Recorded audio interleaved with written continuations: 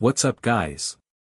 Welcome to DC Harry. We've got something special today. Lex Luthor adopted Harry from Dursleys and billionaire villain turned boy who lived into dark genius. Don't forget to like and subscribe. Let's dive in. Chapter 1. The acquisition. The letter arrived on a Tuesday, which Lex Luthor would later note was statistically the most boring day of the week, and therefore the most appropriate day for the universe to hand him something genuinely interesting. He was in the 43rd floor conference room of LexCorp Tower when Mercy Graves set the manila folder on the table in front of him with the particular precision she reserved for things she considered dangerous. Not the careful placement of a concerned assistant. The deliberate placement of someone who had learned, through experience, that certain pieces of paper had a way of rearranging the next several years of your life. Lex didn't look up from the quarterly projections immediately. He let the folder sit there. He'd learned long ago that reacting to information the moment it arrived was a habit for people who hadn't yet learned to control the pace of a room. The Metropolis zoning committee is still stalling on the waterfront development, he said. Tell Patterson he has until Friday before I start looking at his campaign finance history with a very bright flashlight. I'll tell him you said hello, Mercy said, which was her way of confirming she'd do exactly that. The folder is from the London office. The private investigator you had on the Evans family genealogy. That made him look up.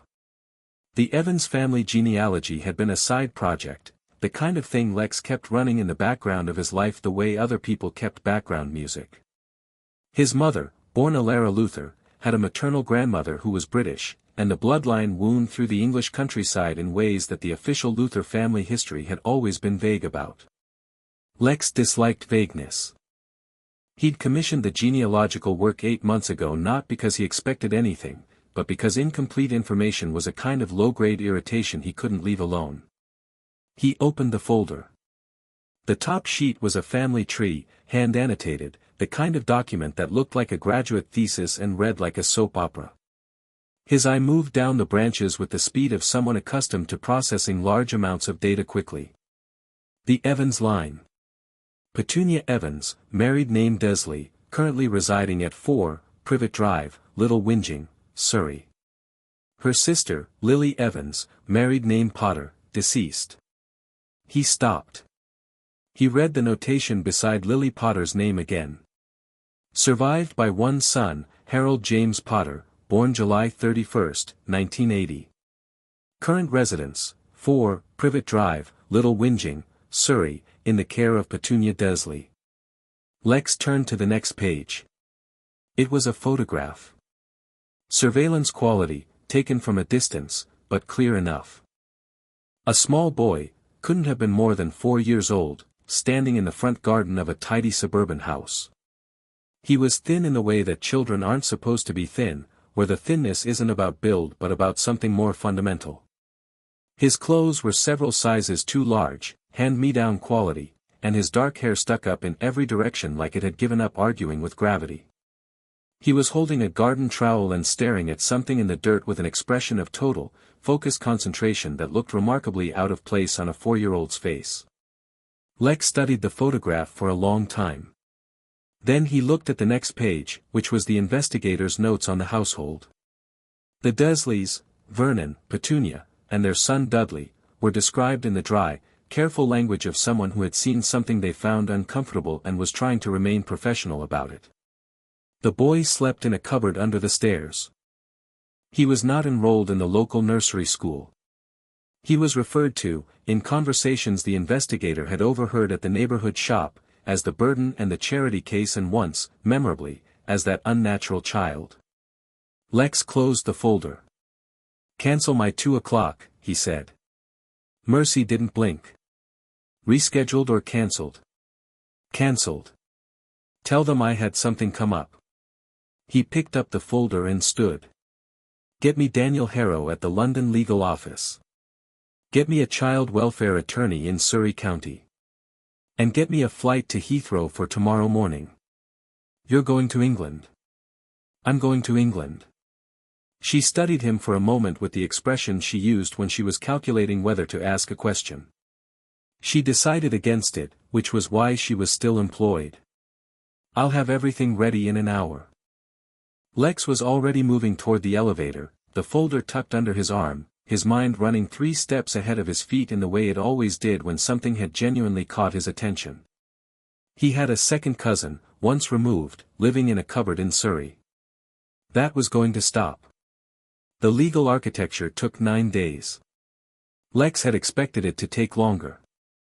The British family court system was not known for its speed, and the Dursleys, when contacted by Harrow's office with the initial inquiry about Harry Potter's living arrangements, had reacted with a combination of bluster and suspicion that suggested they understood, on some level, that their situation was not one they could defend in a courtroom. Vernon Dursley had called the LexCorp London office directly, which Lex respected slightly. It showed a certain thick-necked courage, and had announced in a voice like a foghorn that the boy was fine, the boy was cared for, and that whatever American billionaire nonsense was being attempted here would not be tolerated. Lex had taken the call personally, which was not something he typically did. He'd sat in his London hotel suite with a glass of water and listened to Vernon Dursley shout at him for approximately 90 seconds, and then he'd said, very quietly, "Mr. Dursley, I have 17 photographs taken by a licensed investigator over a 4-week period. I have a statement from your household's pediatric records showing Harry Potter has not been seen by a doctor since his arrival in your home. I have neighbors who will testify, on record, about the conditions in which your nephew lives. You have, in my estimation, about 4 days before the Surrey Child Welfare Office receives all of this simultaneously. So here is what I'm offering you: sign the guardianship transfer documents that my solicitor is sending to your home today, and this ends cleanly for everyone." He'd paused. "Or don't, and find out what I do when I'm not being generous." The documents had been signed within 48 hours. There were other complications. A man named Albus Dumbledore had apparently left protections on the Dursley home of some kind, and there was a solicitor named Greenfell who appeared out of nowhere claiming to represent something called the Wisingamat and speaking in the carefully vague language of someone trying to block a legal process without being able to explain why. Lex had deployed 2 partners from Harrow's office to deal with Greenfell, with instructions to be thorough, and had made a note of the name Wisingamat for later investigation. He didn't understand it yet, which meant it was important. The morning of the transfer was bright and cold for September, the kind of English autumn morning that looked cheerful in photographs and felt like a wet handshake in person. Lex stood on the pavement outside 4 Privet Drive in a grey coat and watched his solicitor ring the doorbell. Petunia Dursley answered the door. She was a tall, thin woman with a neck that seemed architecturally excessive and eyes that moved to Lex with an expression that was partly fear and partly something more complicated, a guilt that had been managed into resentment over a long period of time. "Mr. Luthor," she said, in the way people say names when they've been rehearsing a conversation that isn't going the way they rehearsed it. "Mrs. Dursley." He didn't smile. "I'm here for Harry." The boy appeared in the hallway behind her as if summoned by his name. He was small, smaller than Lex had expected from the photograph, though that had been taken from a distance, with the same dark hair and that same focused, watchful expression. He was wearing an oversized shirt that had probably belonged to the large, dough-faced boy Lex could see sitting at the kitchen table staring at a television. Harry had a small backpack clutched in both hands, which meant someone had told him to have it ready. He was looking at Lex with the direct, measuring gaze of a child who had learned that adults required careful study. Lex crouched down to eye level. This was not something he did often. He was not a crouching sort of person, and he had no particular mythology about the importance of being at eye level with children. He did it because he wanted to look at the boy properly, and because Harry's expression, when Lex came down to his height, shifted slightly, not to warmth, not yet, but to something that was paying very close attention. "Harry," Lex said. "Do you know who I am?" "The man who's taking me away," Harry said. His voice was careful and precise for a 4-year-old, each word placed with the deliberateness of someone who had learned that saying the wrong thing had consequences. "I'm your mother's cousin," Lex said. "Distant. Does that mean anything to you?" Harry thought about it seriously. "It means we're related but not very much." "That's right." Lex studied him. "Are you ready to go?" Harry looked back at Petunia, not with longing, Lex caught that clearly, but with the particular look of someone doing a final check, making sure they hadn't forgotten something. Whatever he was looking for, he didn't find it. He turned back to Lex. "Yes," he said. He didn't say goodbye. Petunia didn't say goodbye. Lex straightened up, put a hand briefly on Harry's shoulder to guide him toward the waiting car, and thought that the Dursleys had managed the considerable achievement of taking a child who survived something extraordinary and making him small. Careful. Watchful in the wrong direction, not outward with curiosity but inward with caution. That was going to stop too. Lex's Metropolis penthouse occupied the top 2 floors of a building 3 blocks from LexCorp Tower and was decorated in the precise, minimal aesthetic of a man who considered clutter a form of cognitive interference. It was not a child space in any conventional sense. There were no primary colors, no rounded corners, no attempt at whimsy. What it did have was approximately 4,000 square feet of room, floor-to-ceiling windows looking out over the Metropolis skyline, and a library that occupied an entire wing. Harry walked into it and stood very still in the middle of the main room, backpack still over his shoulders, looking out at the skyline with an expression that Lex couldn't immediately read. It wasn't awe, exactly. It was more like recalibration, the face of someone adjusting their estimate of what the world was capable of. "This is where I live now?" Harry asked. "Yes." Harry looked at the skyline for another moment. Then he turned and looked at the library through the open door. Then he looked back at Lex. "Can I go in there?" "The library?" "Yes." "You can read?" Harry's expression shifted to something that was, if Lex was reading it correctly, mildly offended. "I taught myself. The Dursleys had books in the sitting room but they were Dudley's and I wasn't supposed to touch them so I waited until he was asleep and," he stopped, as if he'd said too much, and looked at Lex warily. Lex looked at him for a moment. "The library has about 8,000 books," he said. "You can read any of them." Harry's expression didn't explode into the wide-eyed delight that another child might have offered. Instead he just nodded once, like this was information he was filing, and started toward the library. He paused at the door and looked back over his shoulder. "What do you want from me?" he asked. The question landed with the particular weight of something that had been carried for a long time. It wasn't a child asking what his new guardian expected. It was a person, young, scarred in quiet ways, but unmistakably a person, asking the question he'd probably been holding since Lex appeared on his aunt's doorstep. Lex considered several answers. He was good at answers. He settled on the one that was true. "Nothing yet," he said. "Go read." Harry studied him for another second, that measuring look, taking stock, filing the response alongside everything else he'd observed, and then he went into the library, sat cross-legged on the floor in front of the nearest shelf, tilted his head to read the spines, and began. Lex watched him for a moment longer than he'd planned to. Then he went to call Mercy and start making arrangements. The arrangements were significant. Lex had not planned for a child.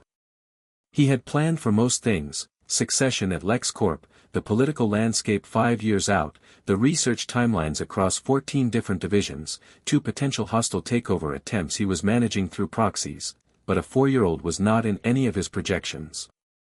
He approached the problem the way he approached all problems, which was to gather information, identify the actual objective beneath the surface objective, and build toward it systematically. The actual objective, he decided, was not simply to house the boy. Anyone could house a child. The Dursleys had housed him. The objective was to take a genuinely intelligent child, and Harry was clearly intelligent. That question had been answered in the first 10 minutes, and give that intelligence room to grow into something. He hired a tutor. Not a nanny, though Mercy engaged a household manager named Dolores who was approximately 6 feet tall and had the organized efficiency of someone who had previously run small militaries, and who Harry regarded with immediate wariness and eventual respect. The tutor was Dr. Sarah Chen, who held advanced degrees in child developmental psychology and had previously worked with gifted children at Metropolis University.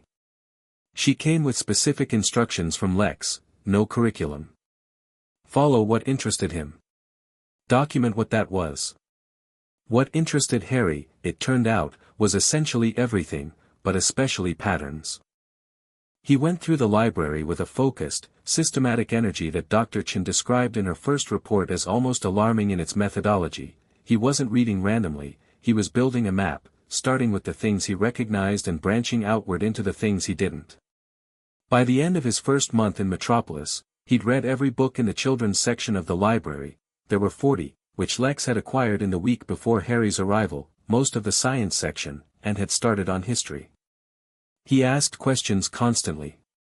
Not the reflexive questions of a child looking for attention, deliberate questions, aimed with precision at whatever gap he'd identified in his understanding. He asked Dolores why the kitchen was organized the way it was and then reorganized the pantry according to a system he'd worked out himself that Dolores, after initial resistance, admitted was more efficient. He asked Dr. Chen why people lied and spent 3 weeks reading everything he could find about psychology and game theory. He asked Lex, during a breakfast in the 6th week, why LexCorp was called LexCorp and not something else. Lex looked up from his tablet. What would you call it? Harry considered this with the seriousness he brought to most things. Something that doesn't have your name in it, he said. If the name isn't a company name then everyone knows what you're protecting. That makes it easier to threaten. Lex set down the tablet. Go on. If you call it LexCorp, then people who want to hurt you know that hurting the company hurts you. But if it was something else, something that didn't connect to you, then it's just a company. And you could have lots of companies that nobody connects to each other. He picked up his toast and looked at Lex sideways. You probably already have those. I do, Lex said. Harry nodded, satisfied. Then LexCorp is the one you don't mind people knowing about. It's the front. It's not a front, Lex said carefully. It's the flagship. There's a difference. What's the difference? A front is a lie. A flagship is a choice about what you want people to look at. Harry turned this over. So you want people to look at LexCorp? I want people to look at LexCorp instead of looking at other things. Yes. Harry ate his toast and thought about that for a while. Then he said, that's misdirection, and went back to his book. He was 4 years old. Lex picked up his tablet again and made a note that read, simply, accelerate. The magic started small. The first incident was in October, 2 months after Harry arrived, when he knocked a glass off the kitchen counter and it stopped falling. Just stopped. Hung in the air for a full second, 3 inches from the floor, while Harry stared at it with wide eyes, and then the second passed and it dropped and shattered normally. Harry stared at the broken glass on the floor and then looked up at Lex, who had been standing in the kitchen doorway watching the whole thing. Lex had, by this point, spent time investigating the Wisingamot reference and the legal interference that had accompanied Harry's guardianship transfer. He'd found very little, an amount of very little that was itself informative, suggesting that what he couldn't find was being actively hidden rather than simply absent. He'd found references to a school in Scotland called Hogwarts, fragments of a legal code that appeared to exist parallel to the British court system, and the name Albus Dumbledore attached to enough institutional influence that Lex had started keeping a specific file on him. He'd formed a working hypothesis that Harry came from a world with different rules. The glass confirmed it. Did you do that? Lex asked. Harry looked like he expected to be punished. His face had gone careful and still in the way Lex had learned to recognize as the Dursley reflex, the shut-down expression that preceded whatever came after breaking things in that house. I didn't mean to, he said. I know you didn't. That's not what I asked. Lex stepped over the broken glass, crouched down, and looked at Harry. Did you do that? Harry met his eyes. I think so. It happens sometimes. When I don't want something to happen. He swallowed. I'm not normal. Normal is a statistical concept, Lex said, that describes the middle of a distribution. You are clearly not in the middle of any distribution. That's not a problem. That's data. He stood. Don't apologize for it. Figure out how it works. Harry stared at him. You're not going to tell me to stop. Can you stop? Harry thought about it honestly. I don't think so. Then telling you to stop would be pointless, Lex said. He found a dustpan under the sink and held it out to Harry. Clean up the glass. Then go find everything you can in the library about unusual physical phenomena and start a notebook. It was, in retrospect, probably not the guidance most child development experts would recommend. Dr. Chen had complicated opinions about it when Lex mentioned it at their next session. But the result was that Harry spent the next 6 months filling 3 notebooks with observations, hypotheses, and experiments, approaching his own magic with the same systematic curiosity he brought to everything else. He worked out that it tended to respond to strong emotion, fear, urgency, the particular focus of not wanting something to happen, and he started working on the emotion as a variable rather than the magic itself. By the time he was 5, Harry could make things stop falling on purpose, about 60% of the time. By the time he was 6, it was closer to 90, and he'd added 3 other categories to his notebook. The name Albus Dumbledore kept appearing. Every line of inquiry Lex pursued related to Harry's origins eventually arrived at Dumbledore, the way rivers arrive at the sea. The man was the headmaster of Hogwarts School. This much Lex had confirmed through sources he'd rather not explain in a legal document, and seemed to occupy a role in the British magical world that combined academic authority with political influence and something that approached judicial power. He had placed Harry with the Dursleys personally. He had blocked the Wisengamot solicitor from interfering with Lex's guardianship transfer, which was interesting. Dumbledore had apparently not fought the transfer, only the Wisengamot's attempt to complicate it. That meant Dumbledore had allowed Harry to go. Either he hadn't anticipated Lex specifically, Lex thought, or he'd calculated that Lex's acquisition of Harry was preferable to the Wisengamots. Neither option was comfortable. Lex drafted a letter to Dumbledore in the summer of Harry's first year in Metropolis. It was 3 paragraphs long, professionally courteous, and contained no direct questions, just an introduction, an acknowledgement that they had mutual interests regarding Harry Potter, and an open invitation to correspond. He sent it to the Hogwarts address and waited. The reply came 2 weeks later, by owl. An actual owl. It landed on the penthouse terrace at 6 in the morning carrying a sealed letter on its leg and regarded the penthouse with the insufferably superior expression that owls seem to have as a species-wide policy. Lex found it there when he came out for his morning run, took the letter off its leg without ceremony, and went inside to read it. The letter was written in a looping, old-fashioned script, purple ink, and was warm in the way that a very intelligent person is warm when they want you to stop looking at them carefully. Dumbledore introduced himself, expressed delight that Harry was well, noted that he'd followed the guardianship matter with interest, and indicated that he would very much like to meet Lex in person at some point, at Lex's convenience, to discuss Harry's future. Lex read it twice. Then he read it a third time, specifically looking for what wasn't in it. There was no question about Harry's welfare that didn't also double as an assessment of Lex's suitability. There was no warmth that wasn't also information gathering. And there was, buried in the 3rd paragraph in the kind of language people use when they want to say something while appearing to merely observe, a comment about the importance of Harry returning to the British wizarding world at the appropriate time. Returning, Lex noted, as if Harry had been on a temporary loan. He wrote back, 3 paragraphs, professionally courteous. He did not commit to a meeting. He noted that Harry was thriving and that they would revisit questions of education in due course. He used the word due course twice, which was his way of indicating that the pace of this particular conversation would be set by him. He filed the exchange in the Dumbledore folder and went to wake Harry up for morning lessons. The mornings had become a ritual that neither of them had planned. Lex was an early riser, 4:30 most mornings, run at 5, work by 6. Harry, who had been trained by the Dursleys into the habits of someone who expected to be needed for labor at unpredictable hours, woke early too, though it was taking time to reassemble that instinct into something healthier. By 6:30, more mornings than not, Harry would appear in the kitchen in his pajamas, hair comprehensively defeating gravity, carrying whatever book he'd fallen asleep with, and sit at the kitchen island while Lex worked on his tablet and Dolores moved around them both with the organized serenity of someone who had decided that this arrangement was, against all evidence to the contrary, normal. They talked. Not about scheduled topics. Lex had tried structured morning discussions for about 2 weeks before Harry had looked at the printed agenda and said, "Is this what you do with everyone?" with an expression of such clear skepticism that Lex had put the agenda away and never produced it again.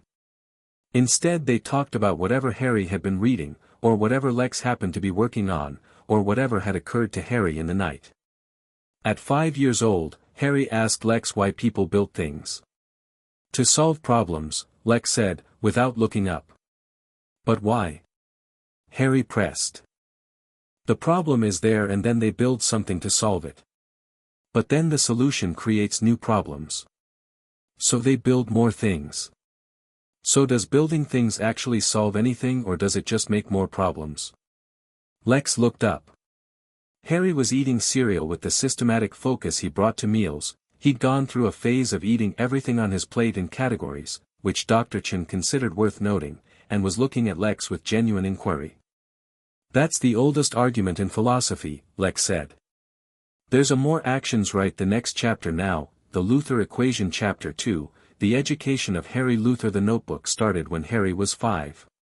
Not the magic notebooks, those came later, systematic and cross-referenced and color-coded in ways that made Dr. Chen observe, diplomatically, that Harry's organizational instincts were perhaps unusually developed for his age group.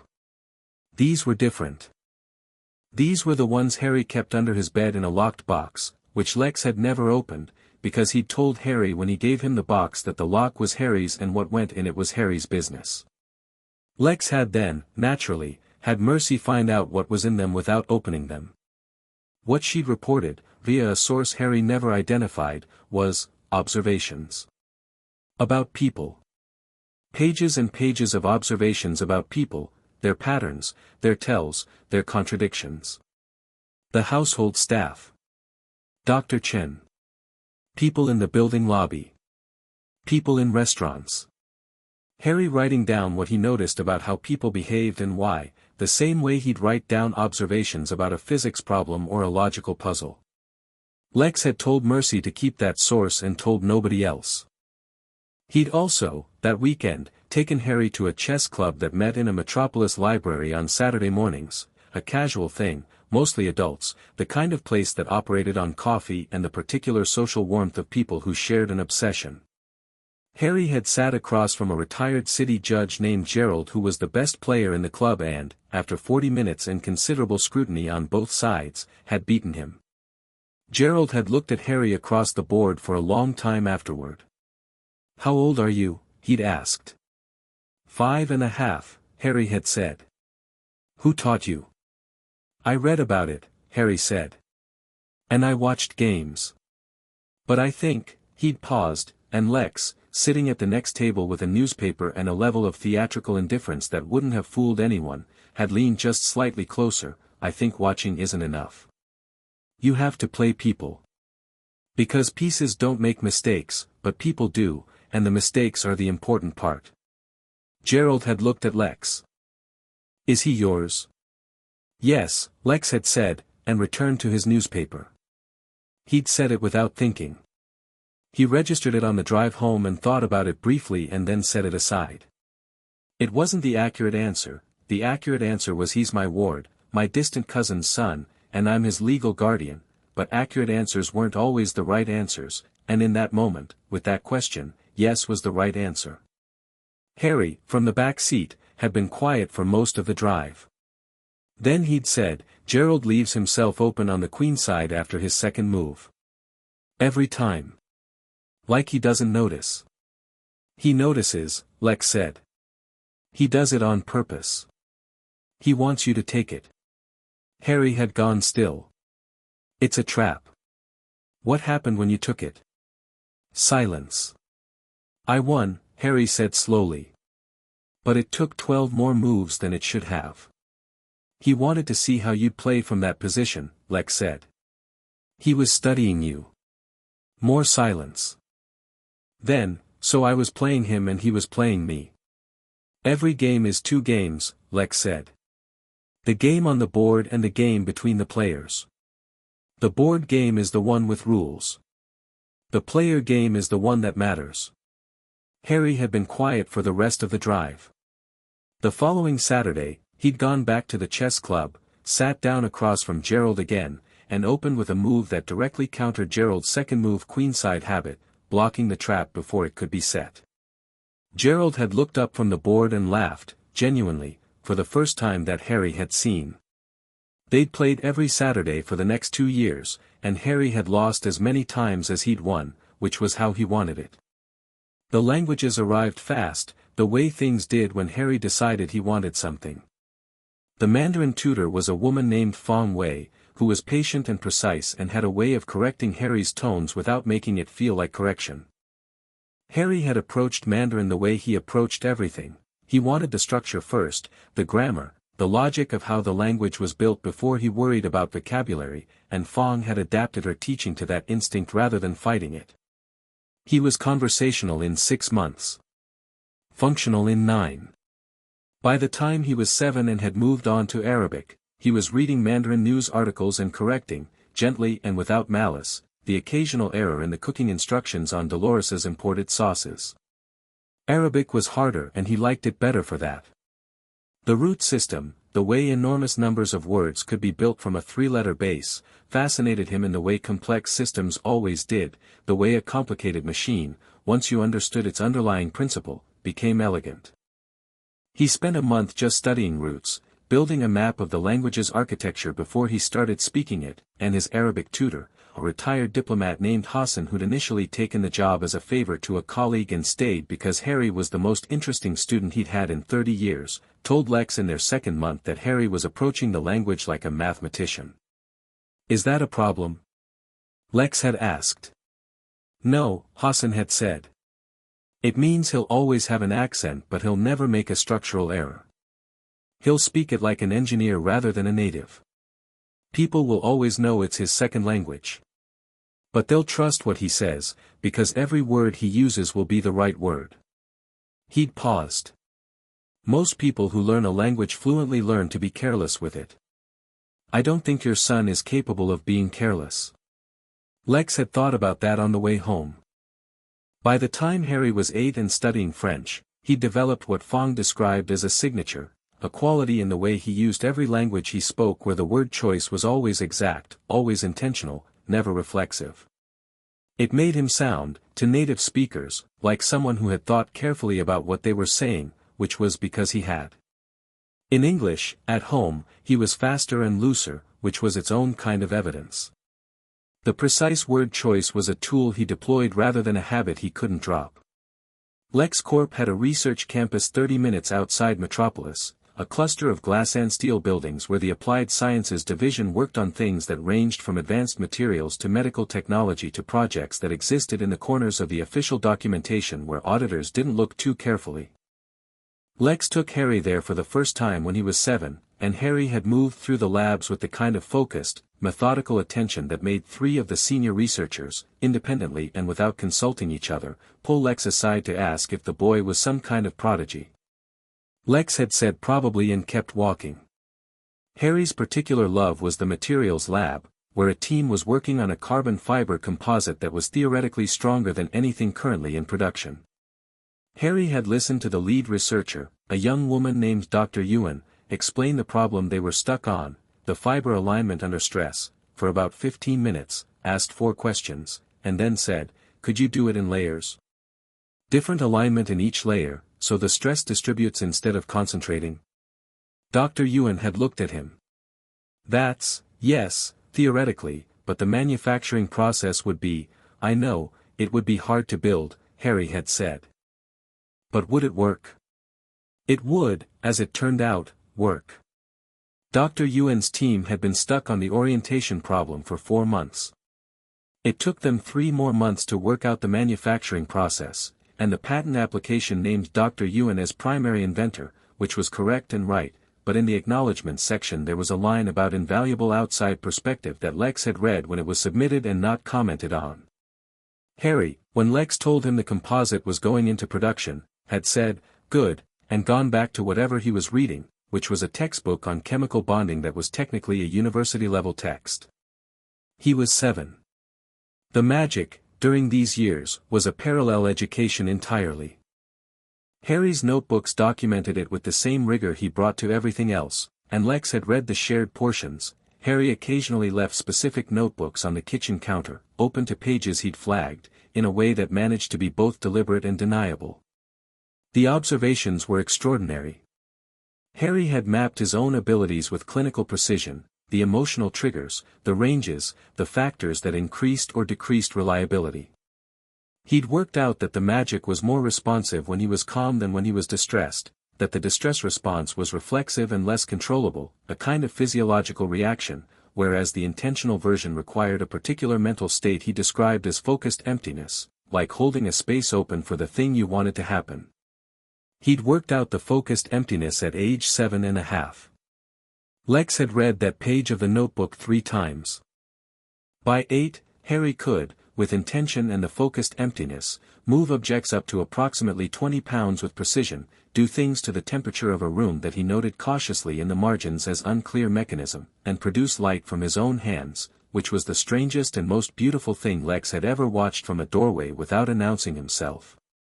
Harry had been standing in the middle of his bedroom at 10 at night, both hands out, each palm glowing with a steady, warm, amber light like a lantern.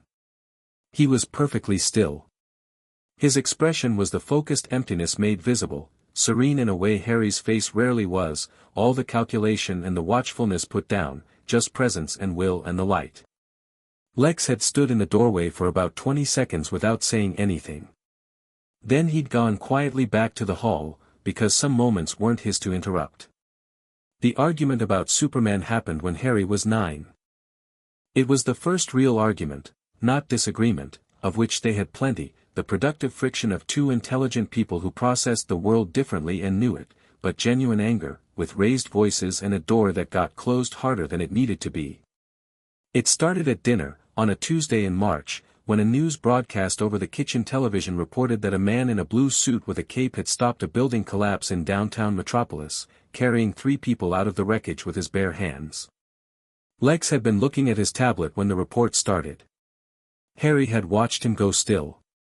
"You know about him," Harry said. "I know about him," Lex confirmed.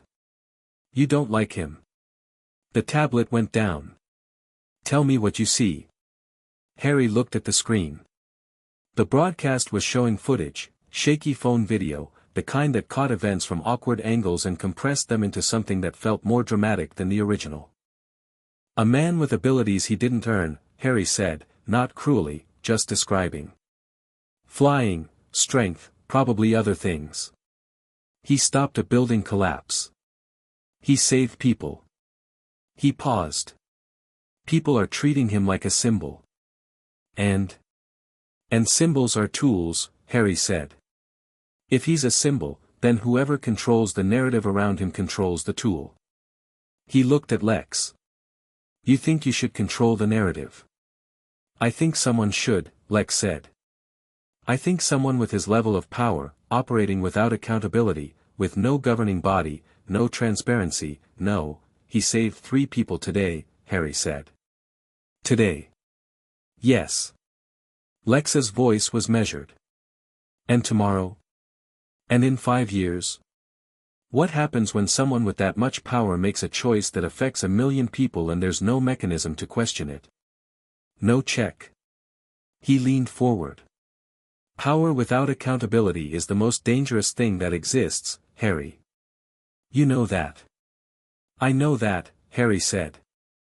"But you're not actually worried about the principle. You're worried about him specifically." He met Lex's eyes steadily. The 9-year-old version of the measuring look, more refined now, with 5 additional years of practice behind it. "Because he's better at some things than you." The silence that followed was the kind that had weight. "That's not," Lex started. "You can do most things better than anyone," Harry said. "You're smarter than everyone, you have more money than anyone, you build things that nobody else can build. And then there's a man who can fly and you can't build a machine that does that yet and it bothers you." His voice wasn't unkind. It was just clear. The accountability argument is real. But it's not the whole story. Lex was quiet for a long time. "You're 9 years old," he said finally. "You always say that when you don't want to respond to the actual point," Harry said. The door didn't get closed hard until 20 minutes later, after the argument had moved through several other territories and reached a heat that neither of them, in retrospect, had entirely planned for. Harry had said something about the difference between control and fear, which landed badly, and Lex had said something about the naivety of taking things at face value, which landed equally badly, and Harry had gone to his room and the door had made its opinion known. Lex had sat at the table for a long time afterward. He went to Harry's room an hour later and knocked, which was a thing he did not always do, and Harry opened the door and they looked at each other. "The accountability argument is real," Harry said first, because he was Harry, and he'd spent the hour thinking rather than stewing. "I'm not saying it isn't. I'm saying it's not the only thing driving it." "I know," Lex said. They both stood there for a moment. "I'm not wrong about the power without accountability problem," Lex said. "History is full of people who started with good intentions and accumulated unchecked authority." "I know," Harry said. "I just think the way you handle it matters." Lex looked at him. "And?" Harry shrugged, in the loose, teenage-adjacent way he'd started shrugging things. "I think you should actually meet him. Before you decide." Lex hadn't done that yet. It was, and he would not have admitted this to anyone including Harry, a reasonably good point. "We'll see," he said. It was his version of "you might be right," and Harry had learned to hear it that way. When Harry was 10, Lex started taking him to meetings. Not the board meetings, those were too formal, too performative, the staged theater of corporate governance. The real meetings. The ones where things were actually decided. Supplier negotiations, intelligence briefings, the informal conversations over coffee where long-term strategic alignments were quietly arranged. Lex brought Harry as an observer, which caused significant consternation among the people being observed, most of whom had no idea how to behave when the most powerful man in Metropolis showed up for a discussion about shipping logistics with a 10-year-old reading a book in the corner. Harry never actually read the book at these meetings. He was watching. Lex knew he was watching.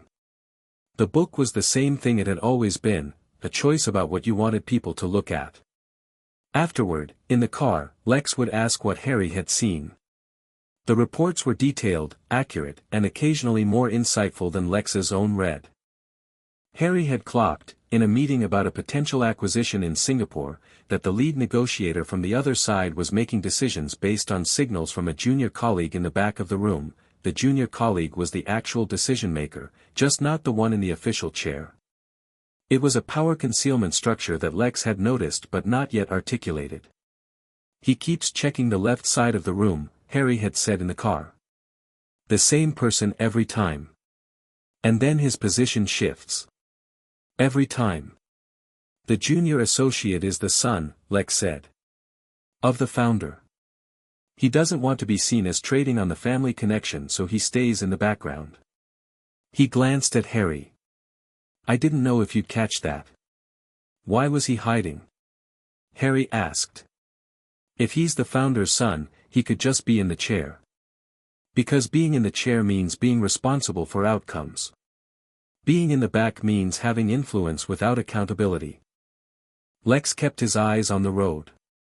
People who want power without its consequences stay in the back of rooms. Harry was quiet for a moment, processing. "So the back of the room is actually the most dangerous seat." "Always," Lex said. Harry had gone back to his actual book. Lex had noted, without commenting on it, that Harry never sat in the back of rooms anymore. He always sat where he could see the whole space. The summer before Hogwarts was the summer of the files. Mercy had compiled everything from the Dumbledore folder into a briefing document, 300 pages, sourced and cross-referenced, covering the history of the wizarding world in Britain as best as LexCorp's intelligence division could reconstruct from fragmentary external evidence and a few paid sources who'd been remarkably reluctant to be paid. The Ministry of Magic, its structure and politics. The Hogwarts curriculum and faculty. The social architecture, the pureblood families, the blood status politics, the scars left by a war that the non-magical world knew nothing about. And Voldemort. The War. October 31st, 1981. Godric's Hollow. Lex had given Harry the document at breakfast one Monday morning, the week after the Hogwarts letter arrived. Harry had taken it to the terrace and read it straight through without stopping, 6 hours, a glass of water that went warm beside him, the Metropolis summer heavy and bright around him. Lex had worked in the study and checked on him twice without going out, watching through the glass. Harry's expression through the reading had been the deep, still focus of someone receiving information that they'd been waiting for and finding it both more and less than they'd expected. When he came back inside, it was early evening. He set the document on the desk and sat in his chair. "My parents," he said. "Tell me what you actually know. Not the document version. What you think." Lex had been expecting this. "Your father was from an old wizarding family. By all accounts, and the sources on this are limited and biased in multiple directions, he was well liked, good at his magic, moderately clever. Your mother was the exceptional one." He paused. Lily Evans, before she was Potter, was from an ordinary family. Non-magical by birth. She was apparently one of the most talented witches of her generation. "She died protecting you." "The protection," Harry said. "The document says there's a theory that her sacrifice created a magical protection. That's how I survived." "That's the theory most widely accepted in wizarding circles," Lex said carefully. "Dumbledore's theory," Harry said. "Primarily yes." Harry's jaw worked for a moment. He knew that if she died for me, it would protect me. He knew, and he set the whole thing up so that she'd have to make that choice. "I don't know that," Lex said. "But you think it," Harry said. "I can read the document." He knew about the prophecy. He knew Voldemort was coming for my family. He moved them, into hiding, but not a hiding that would actually hold. Because he needed the sacrifice to happen. He needed the protection. His voice was steady but there was something underneath it, controlled tightly, like water held behind glass. "My mother died because he needed her to."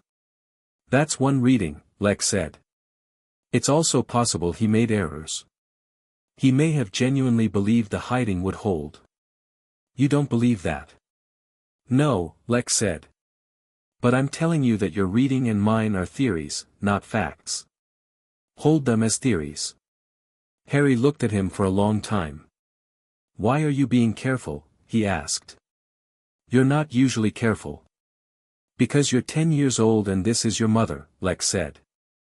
The glass held water quality and Harry's expression shifted, briefly, into something younger, something that was still, somewhere underneath all the intelligence and the capability and the 6 years of Lex Luthor's education, a child who had lost people he couldn't remember and been placed in a cupboard by a man who had reasons. It was there for only a few seconds. Then it settled back into the steadiness. "I'm not going to fall apart," Harry said. "I know you're not," Lex said. "I'm still being careful." Harry looked at the document on the desk. "The prophecy. Neither can live while the other survives. Does that mean he's not actually dead? Voldemort?" "There's very little reliable information on that," Lex said. "The wizarding world has largely decided he's gone. I think," he paused, "that something survives. I don't know what form, or what timeline. But I think you should go to Hogwarts prepared for the question not being settled." Harry nodded. This wasn't surprising information to him, Lex could see that. He'd probably arrived at the same conclusion himself somewhere in the 6 hours on the terrace. "Okay," he said. "Then we go to Diagon Alley, I meet Dumbledore, I start school." He paused. "And I go in knowing what I'm walking into." "Yes," Lex said. "And you'll be here." "Not a question." "I'll be here," Lex said. Harry stood, picked up the document, and went toward his room. At the door he stopped, which he often did. The stopped at the door thing was a Harry habit, the place where second thoughts arrived. "Lex," he said. "Harry. Did you want me when you came to get me? Or did you just not want someone else to have me?" The question sat in the room with the patience of something that had been forming for a long time. Lex looked at him carefully, the way he looked at things that required honest answers. "The second one," he said. "When I came to get you." Harry received this without reacting. "And now?" Lex was quiet for a moment. "Now it's more complicated." Harry considered this. "Okay," he said again, in the voice that meant he was filing it, and went to his room. Lex stayed at his desk for a while after, looking at nothing in particular, thinking about the difference between what you set out to do and what you end up doing instead, and whether the gap between those things was a failure or just how things worked. He took Harry to his first board meeting the day before the Diagon Alley trip. Not as an observer. Harry sat at the table, in the chair to Lex's right, which was normally Mercy's chair, and Mercy sat one chair back without comment because she'd seen this coming from 3 weeks out and had made her peace with it. The meeting was a mid-year strategy review, 12 senior executives, projections for 5 business divisions, the standard structured exercise that Lex found moderately useful and mostly attended to make sure nobody had become more ambitious than was healthy in their respective silos. He introduced Harry as Harry Potter, who will be observing, which produced 12 different varieties of careful expression, and then ran the meeting the way he ran all meetings, which was efficiently. Harry said nothing for 50 minutes. Then the head of the energy division, a man named Carver who was technically excellent and politically obtuse in ways that Lex considered a management problem to be solved later, said something about a projected cost reduction that contained a number Lex had already flagged internally as optimistic. "That projection assumes the regulatory environment stays constant through next year," Harry said. 12 heads turned to look at him. "The legislation moving through the Senate Energy Committee right now adds compliance costs in Q3, Harry said, looking at Carver with the polite directness of someone who is correcting an error rather than attacking a person. "If it passes, and it has a 62% passage probability," there was a note in the LexCorp policy briefing last Thursday, "then the actual cost reduction is closer to 11% than 19%. Carver stared at him. "How old? The number should be revised before this goes to the board," Harry said. "Otherwise the board makes a decision based on a figure that won't hold." He looked at Lex. "That's the whole point of this meeting, right? To make sure the board has accurate information." "That's the whole point," Lex confirmed. Carver's jaw worked for a moment. He updated the figure. The meeting ended 20 minutes later. As people filed out, 2 of the executives paused near Lex in the particular way that meant they had something they wanted to say and were calculating how to say it. Both of them, separately, said some version of "impressive young man." Both of them were also, Lex noticed, recalibrating their assessment of him, which was the more interesting thing. The boy had sat at the table and corrected a senior executive, and the executives were now looking at Lex with the re-evaluation that people perform when they realize they've underestimated someone's proximity to the center of power. In the elevator down, Harry said, Carver knew the figure was wrong. "I know," Lex said. He was planning to revise it after the meeting, in the board report, but claimed the revision was based on new information. Harry's voice was matter-of-fact. "So the board report would show him catching an error rather than making one." "Yes," Lex said. "That's a small thing. In the scale of what you deal with. Every large structure is made of small things," Lex said. "The small things compound." He looked at Harry. "How did you know?" He flinched, Harry said. "When you moved past the energy division numbers without stopping. Like he expected you to stop and you didn't, and that surprised him. Which means he'd planned for you to catch it. Which means he was waiting for it." He shrugged. "If he'd just made a mistake, he wouldn't have flinched when you missed it. He'd have been relieved." The elevator opened. They walked through the lobby. "Tomorrow we go to Diagon Alley," Lex said. "Tomorrow we go," Harry agreed. He was 10 years old, holding a library book on astrophysics and a Hogwarts list of school supplies, walking through the lobby of the building that Lex had spent his entire adult life building, and every person in the lobby looked at him the way they looked at Lex, with the slightly recalibrated attention that proximity to consequence produces in people. Harry didn't notice them looking, which was how Lex knew he was ready. The night before Diagon Alley, Harry knocked on Lex's study door at 11. This was not unprecedented. Harry had a productive insomnia habit that tended to produce either notebooks full of new hypotheses or late-night kitchen visits, but it was uncommon enough that Lex looked up from the security briefing he was reading with genuine attention. Harry was in his pajamas, which he'd long since graduated to from the enormous hand-me-down t-shirts he'd arrived in 6 years ago. His hair was doing its habitual gravity defiance and he was carrying a notebook that was clearly new, the cover unmarked. "I want to write something down before we go," he said, "and I want you to hear it."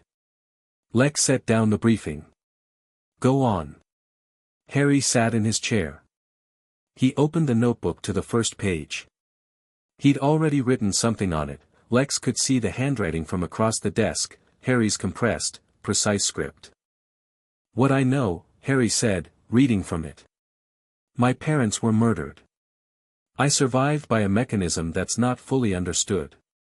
A man named Albus Dumbledore made decisions about my life before I was old enough to have opinions about them. Those decisions served his purposes as much as mine, possibly more."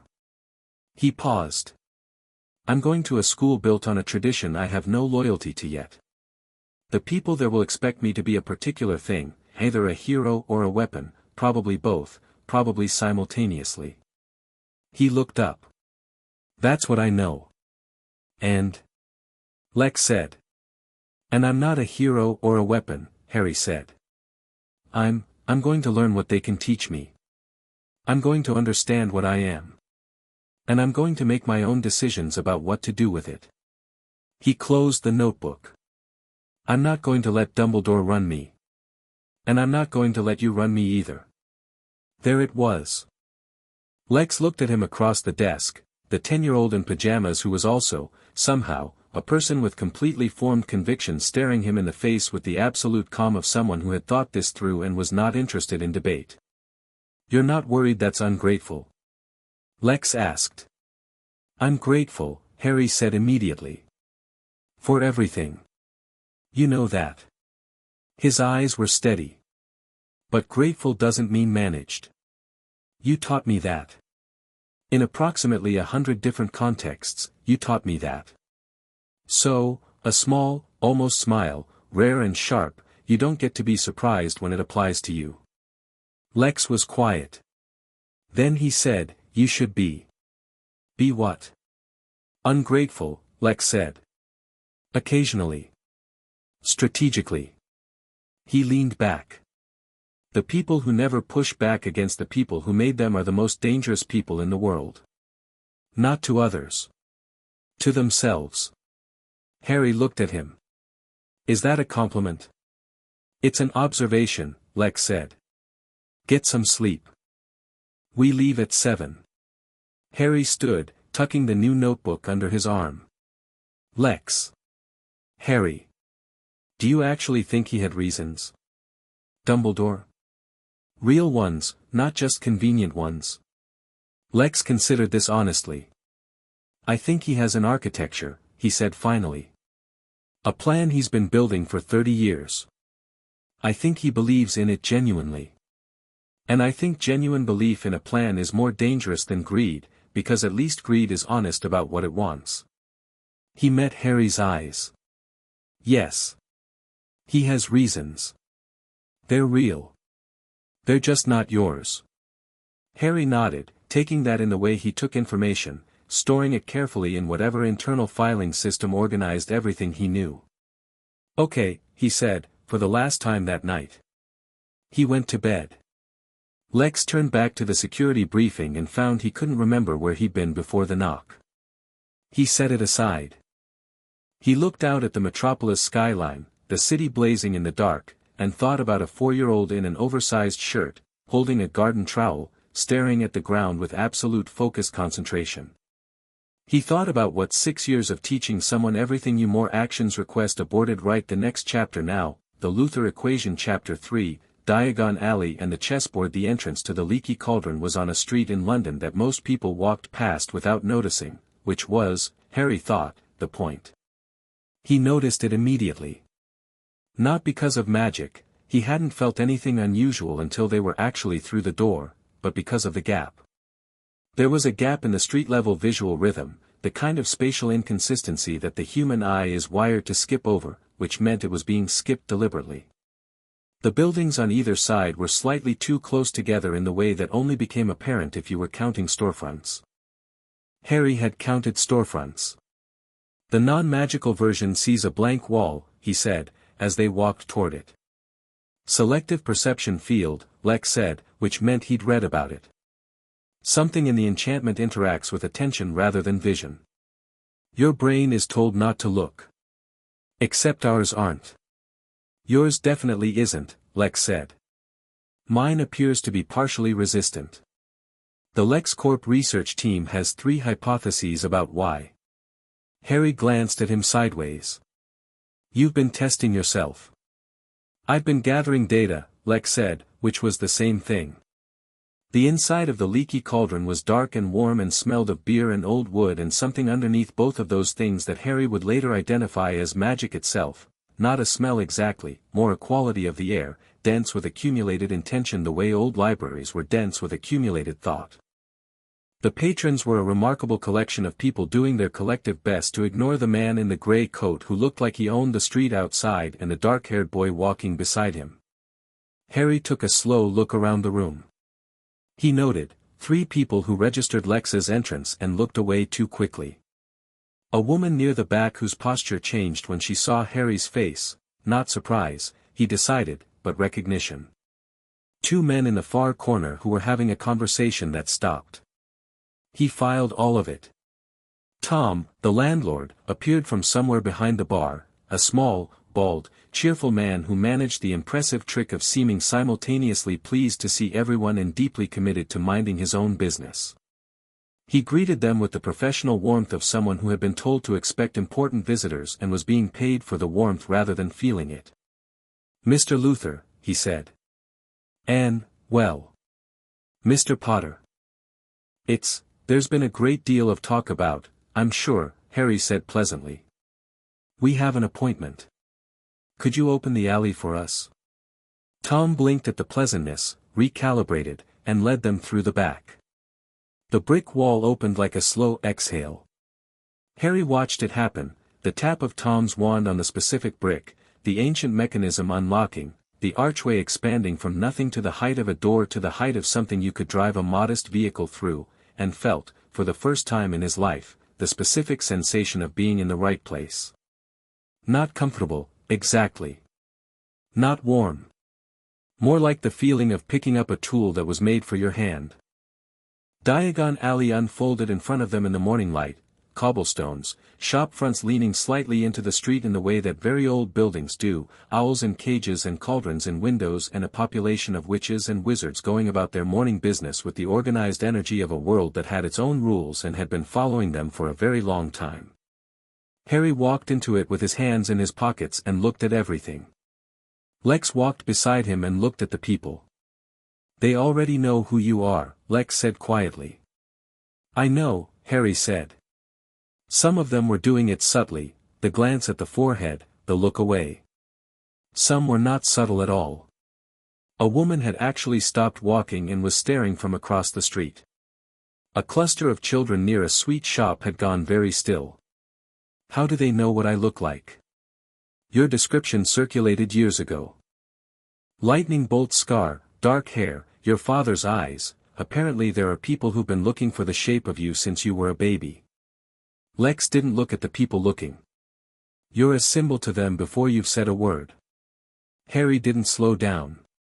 He looked at the woman staring across the street with the same polite attention he'd give any stranger and kept moving. The first stop was Gringotts, which rose at the end of the alley like a building that had been designed by someone who wanted other buildings to feel bad about themselves. White marble, bronze doors, goblins at every checkpoint wearing the expressions of people who had measured the worth of everyone they'd ever met and found the totals instructive. The goblin at the main door examined them with the professional intensity of someone whose job was to be unimpressed. "Mr. Potter," the goblin said, looking at Harry. "We've been expecting you." "Griphook is your account manager," Lex said quietly. "Or was. I've been corresponding with Ragnarok, the branch director, for the past 3 months. There are accounts in your name that Dumbledore had flagged, access restricted under a minor entrust arrangement that was set up without your knowledge. We have paperwork." Harry looked at him. "You've been dealing with my vault." "I've been dealing with the people who were dealing with your vault without your knowledge," Lex said calmly. "Your money is yours. Dumbledore had appointed himself trustee. That arrangement has been revised." Inside, the vaults were impressive in the way of things designed specifically to impress. Harry sat across from Ragnarok in a carved office while Lex and a goblin lawyer exchanged documents in the professional shorthand of people who had worked this out in advance. The Potter Vault, when the new access documents were produced, turned out to be considerably larger than the Hogwarts letter would have suggested, not just the main trust vault but a family vault several floors deeper, ancient, the accumulated wealth and holdings of a wizarding family going back centuries.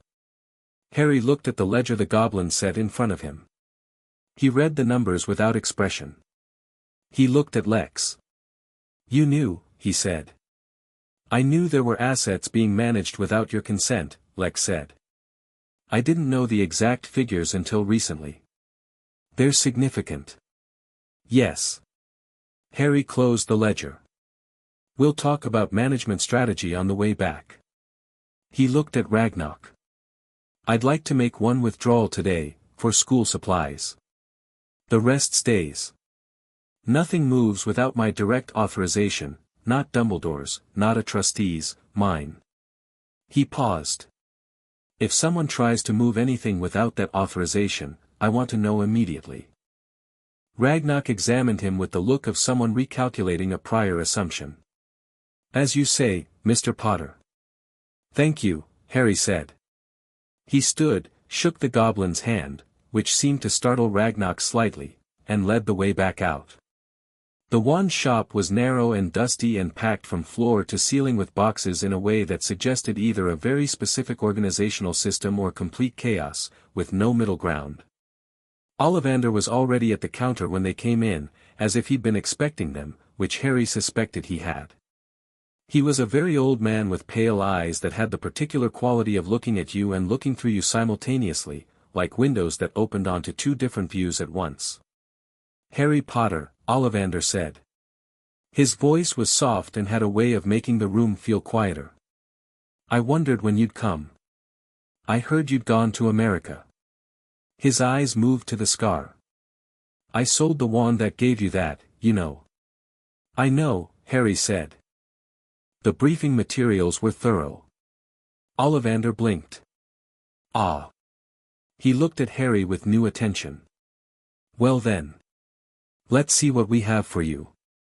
The process was the process, 12 wands, 24, the small failures mounting without drama while Ollivander watched with the focused patience of someone whose understanding of the situation exceeded that of everyone else in the room.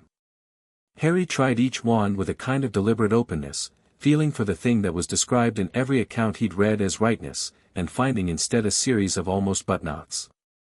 Ollivander went still at one point, halfway through the second dozen, and looked at Harry with a kind of professional fascination. "You're trying to feel it," he said. "Rather than letting it choose. Isn't that how it works?" Harry asked. "The wand chooses the wizard," Ollivander said. "But he tilted his head, "most children either wave things about randomly or hold very still and wait. You're doing something else. You're listening to each one." "I'm gathering data," Harry said. Which was Lex's phrase. He hadn't planned to use it and caught Lex's expression in his peripheral vision, which was the closest Lex got to amused. Ollivander disappeared into the back of the shop. He returned with a single box, unmarked, which he set on the counter with the particular care reserved for things that were either very valuable or very unpredictable. Holly and phoenix feather, Ollivander said. 11 inches. Supple. He paused. The core is from the same phoenix as the wand that belongs to Lord Voldemort. The room got very quiet. Harry looked at the box. He looked at Ollivander. He picked up the wand. The warmth started in his palm and moved up his arm, and the light that spilled from the tip of the wand wasn't the usual sparks or the color bursts the other wands had produced, it was the amber light. The same amber light he'd made with his own hands in the middle of his bedroom at 10 at night, standing in the focused emptiness. Steady and warm and entirely his. He lowered the wand. The light stopped. Curious, Ollivander said quietly. Very curious. You said that was significant, Harry said. The shared core. Why? In my experience, Ollivander said, when two wands share a core, they perform uniquely well against each other. They recognize each other. He was looking at Harry with the window quality doubled now, both looks going very far. Most people would find that troubling. Most people probably should, Harry said. He looked at the wand in his hand. How much? They were coming out of the apothecary, textbook purchases complete, the cauldron bought and immediately made Lex's problem since nobody had thought through the logistics of carrying a cauldron through the alley, when Dumbledore found them. Or arrived near them, which was probably more accurate. He came around the corner from the direction of Gringotts with the unhurried pace of a man who had all the time in the world and had made his peace with that, wearing robes of deep blue with small silver moons on them and carrying himself with the particular gravity of someone who had been the most important person in every room he'd entered for the past 40 years. He was taller than Harry had expected, older, with the long white beard and the half-moon glasses and a quality of alertness beneath the warmth that Harry clocked immediately. Harry, Dumbledore said, stopping a courteous distance away, his eyes moving to Harry's face with an expression that was genuinely complex, fondness, calculation, something that might have been relief, and something else underneath all of those that Harry filed under more later. Professor Dumbledore, Harry said. Dumbledore's eyes moved to Lex, and for just a moment, a fraction of a second that Harry caught because he'd been watching for it, something moved across Dumbledore's face that wasn't calculation. It was closer to surprise. Not that Lex was there, Harry thought. Surprise at what Lex was. The kind of surprise a person has when they've built a model of someone from second-hand information and the reality is different. Mr. Luthor, Dumbledore said, warmly. I've hoped we'd have the chance to meet in person. Your letters were most illuminating. As were yours, Lex said. He didn't extend his hand. Dumbledore didn't offer his. I wonder, Dumbledore said, his eyes settling back on Harry with the particular warmth he deployed like a tool, genuinely felt, Harry thought, and precisely controlled, both things simultaneously, if Harry and I might have a few moments. There is so much I'd like to explain to you, he said to Harry. About your parents. About what happened. About what you are. I know most of it, Harry said. Dumbledore's eyebrows rose very slightly. Do you? James and Lily Potter, Harry said. The Fidelius charm, Peter Pettigrew as secret keeper, not Sirius Black, who's been in Azkaban for a crime he may not have committed. The prophecy, neither can live while the other survives, made by Professor Trelawney, overheard by a Death Eater who reported it, which is how Voldemort found out and why my parents became a target. He paused. The protection my mother created with her death. Voldemort's survival in some form after the curse rebounded. The Dursleys as a deliberate placement for blood protection reasons. Another pause. Should I keep going? Dumbledore was looking at him. No, he said, after a moment. His voice was unchanged, warm, steady, nothing spilling, but Harry had the strong sense of something being rapidly reorganized behind the half-moon glasses. It seems Mr. Luthor has been thorough. I was thorough, Harry said. Lex provided the documents. I read them. Dumbledore's eyes moved between them and Harry watched him perform the recalculation, adjusting his model, redistributing the variables. What emerged on the other side of it was something that Harry identified as genuine respect, which Dumbledore extended the way he extended most things, as both something real and something useful. "You are your mother's son," Dumbledore said. "She never took information secondhand either." Harry received this without reaction, which cost him slightly more than he showed. "I did want to tell you myself," Dumbledore said, and the warmth in his voice had shifted register, less the warmth of authority, more the warmth of something older and less certain. "I am sorry, Harry, for the Dursleys. The protections were real, your mother's sacrifice created something that required a blood relative to anchor it, and the magic demanded." "I know what the magic demanded," Harry said. "And I know you believed it was necessary." He looked at Dumbledore steadily. "I also know you're good at believing that necessary things justify everything around them. I'm not saying you were wrong. I'm saying I reserve the right to work that out myself." The alley moved around them, witches and wizards giving the small group a wide berth with the social instinct of people who could feel the density of the conversation even if they couldn't hear it. Dumbledore looked at Harry with an expression that Harry couldn't entirely map, which was rare and worth noting. "You are not what I expected," Dumbledore said finally. "What did you expect?" Harry asked. "Someone who needed more time," Dumbledore said. "Someone who needed the story to arrive gently." The half-moon glasses caught the light. "I see I miscalculated. You built a plan around a version of me that doesn't exist," Harry said.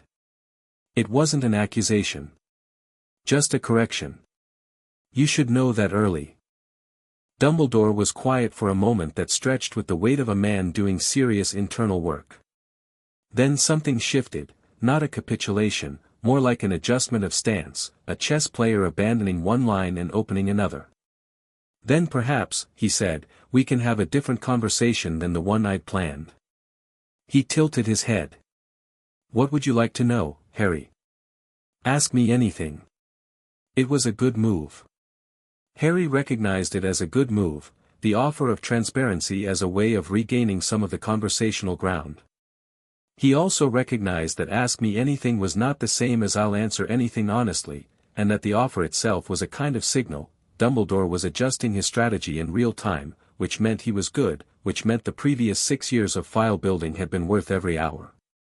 "Sirius Black," Harry said. "He's in Azkaban. He was my parents' friend." "Was he secret keeper?" "No," Dumbledore said, and his voice changed in a way that suggested this was genuinely painful. "The decision to switch was made at the last moment, without my knowledge. I believed it was serious. I was wrong.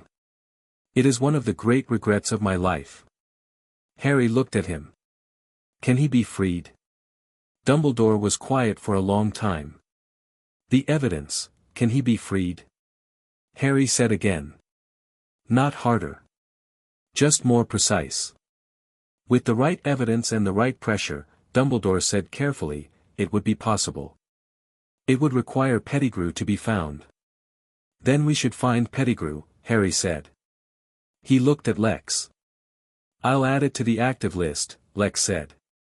Dumbledore looked at Lex for a second time with that expression of recalibrated surprise. Then he looked back at Harry, and this time the expression was something new, something that Harry would think about later, turning it over carefully. Not the warm calculation of a man managing a piece. Something more like the look of a chess master who has realized, somewhere in the middle of the game, that they are not the only person who can see the whole board. "I think," Dumbledore said slowly, "that Hogwarts will find you very interesting, Harry." "I think I'll find Hogwarts very interesting," Harry said pleasantly. "The wards, especially. I've read quite a bit about the foundational enchantments." "Is that so?" "The security architecture has some gaps," Harry said. "I noticed a few in the records. I'll point them out when I get there." He said it the way he'd corrected Carver in the board meeting, informational, not combative, the correction offered because accuracy mattered. "It's a good school. It should have good security." Dumbledore studied him for a long, quiet moment. Then, to Harry's mild surprise, he smiled, not the warm, managed smile he'd been deploying, but something smaller and more real, the smile of someone who had encountered something they hadn't seen coming and had the grace to find it interesting. "Indeed it should," he said. "I look forward to September, Harry." He inclined his head to Lex. "Mr. Luthor." "Professor," Lex said. Dumbledore walked away up the alley, unhurried, the blue robes with their silver moons catching the light. Harry watched him go. "He adjusted," Harry said. "He adjusted very quickly," Lex said. "Which makes him more dangerous, not less." "I know." Harry watched until Dumbledore turned a corner and disappeared. He genuinely cared. Under all of it. He genuinely cared about my mother. "Yes," Lex said. "That makes it more complicated. Everything real does." Harry picked up the cauldron, which he'd taken back from Lex at some point without either of them discussing the transfer, and started back toward the leaky cauldron. "I need robes. The list says plain black work robes and that's completely uninspiring, but I assume there are better options." "Second shop on the left," Lex said. "Madam Malkin's." I had Mercy review the options. Of course he had. Madam Malkin's was busy.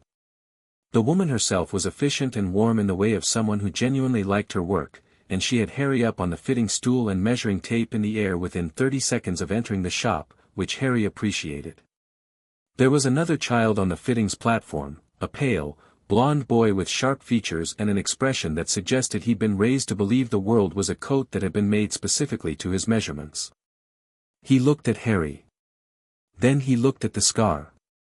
Then he looked at Harry again with the recalibrated attention that Harry was getting used to. "Hogwarts," the boy said. "Yes," Harry said. "First year." He was assessing Harry the way Harry assessed people, which was interesting, actively, not casually, reading and filing. He was doing it less subtly, but the instinct was real. "Yes," Harry said again. "Me too." The boy glanced at Lex, who was standing near the door with his arms folded and the particular expression of someone who was watching a situation develop and had opinions about it that he was not going to share prematurely. "Your father." "Guardian," Harry said. Something flickered across the boy's face, not quite satisfaction, more like a realignment of his social model. "I'm Draco. Draco Malfoy." He said the name with the practiced ease of someone who has learned that names are announcements. He was clearly waiting for recognition. "Harry Potter," Harry said. The recognition on Draco's face was immediate, followed quickly by the recalibration that Harry had now seen often enough today to have catalogued several varieties of. This version was the one that meant, the person in front of me is more significant than I was planning for, and I need to decide what to do about that. "I've heard about you," Draco said. "Most people seem to have," Harry said. "My father said," Draco paused, and in that pause Harry caught something interesting. The habit of quoting the father was hitting an obstacle, which was the observation that whatever the father had said about Harry Potter probably needed revising in light of the actual Harry Potter. Draco was smart enough to know it even if he wasn't entirely sure what to do with that. "What's Hogwarts actually like?" Harry asked, redirecting the conversation with the clean efficiency of someone changing lanes on a highway. "You must know people who've been from the family." Draco's expression shifted again, to more comfortable ground. "My father went. My whole family's gone for generations. He straightened slightly, leaning into the territory where he felt authoritative, it's sorted into houses. Slytherin is the best house. That's where our family's always been." "What makes it the best?" Harry asked, genuinely curious. Draco seemed briefly uncertain how to answer a question that he'd assumed would be taken on faith. "Ambition," he said. "The other houses, Gryffindor for the reckless ones, Hufflepuff for the ones who aren't much else, Ravenclaw for people who read too much and do too little." His chin lifted slightly. "Slytherin is for people who actually want things and know how to get them." Harry thought about this seriously. "That sounds like it depends entirely on who's in it," he said. "The ambition part." "Ambition toward what?" Draco opened his mouth and closed it again. It was the opening and closing mouth sequence of someone who had received a question they hadn't anticipated and were doing rapid work behind the eyes. Harry waited. Power, Draco said finally, more slowly than he'd said anything else. Influence. Maintaining what matters. What matters to you? Harry asked. The question landed differently than the others. It was more direct, more personal, and Draco's expression went briefly unguarded in the way faces do when they're asked something they haven't scripted. For just a moment Harry saw something younger and less certain behind the architecture of the Malfoy confidence. Then the architecture reassembled. The same things that matter to any family that's built something, Draco said. Legacy. Position. Not bad answers, Harry said. He meant it. Draco looked at him with the look of someone recalibrating again, because Harry had said not bad answers the way you say it when you actually mean it, not when you're being polite. What house do you want? Draco asked. Harry thought about it. Madame Malkin was moving around him with the measuring tape, making notes, and the morning light through the shop windows made everything look clean and possible. The one that fits, he said.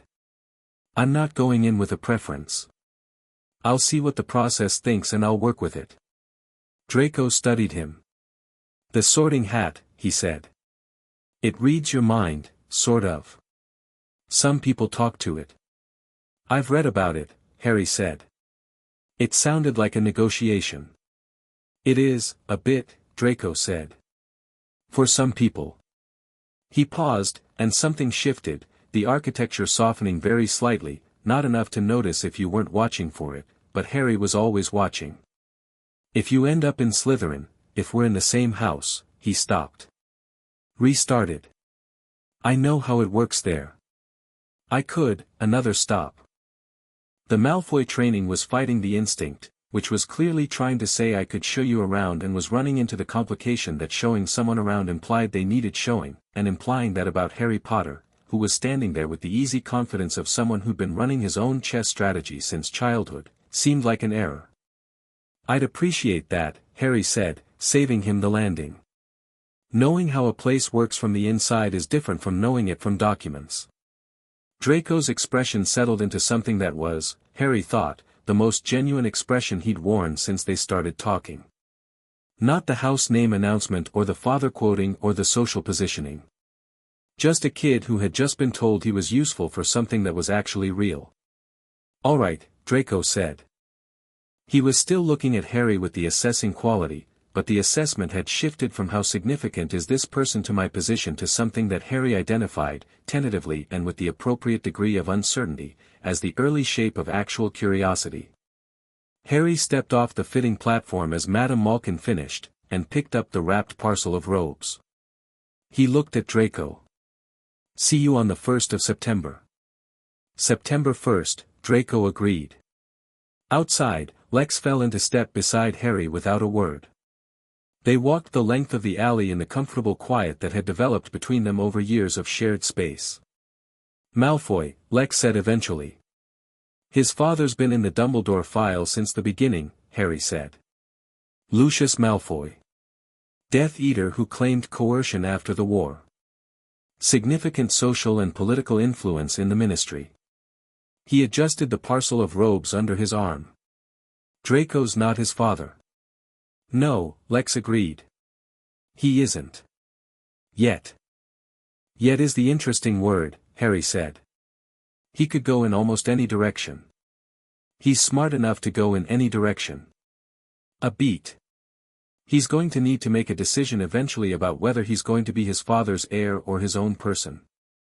When he gets to that decision, it'll matter what I've done up to that point. Lex glanced at him. You're already planning how to handle him. I'm thinking about the landscape, Harry said. It's different. Is it? Harry smiled, the small, sharp, rare one. I'm not going to manipulate him.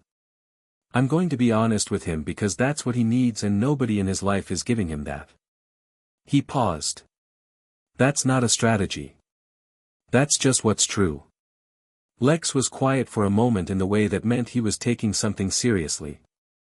"That's the most Slytherin thing you've said all day." "I know," Harry said cheerfully. The last stop was a bookshop that was not on the Hogwarts list. Harry had spotted it on the way in, a narrow shop between a cauldron supplier and an owl emporium, the kind of shop that didn't advertise itself loudly because it was for people who were already looking.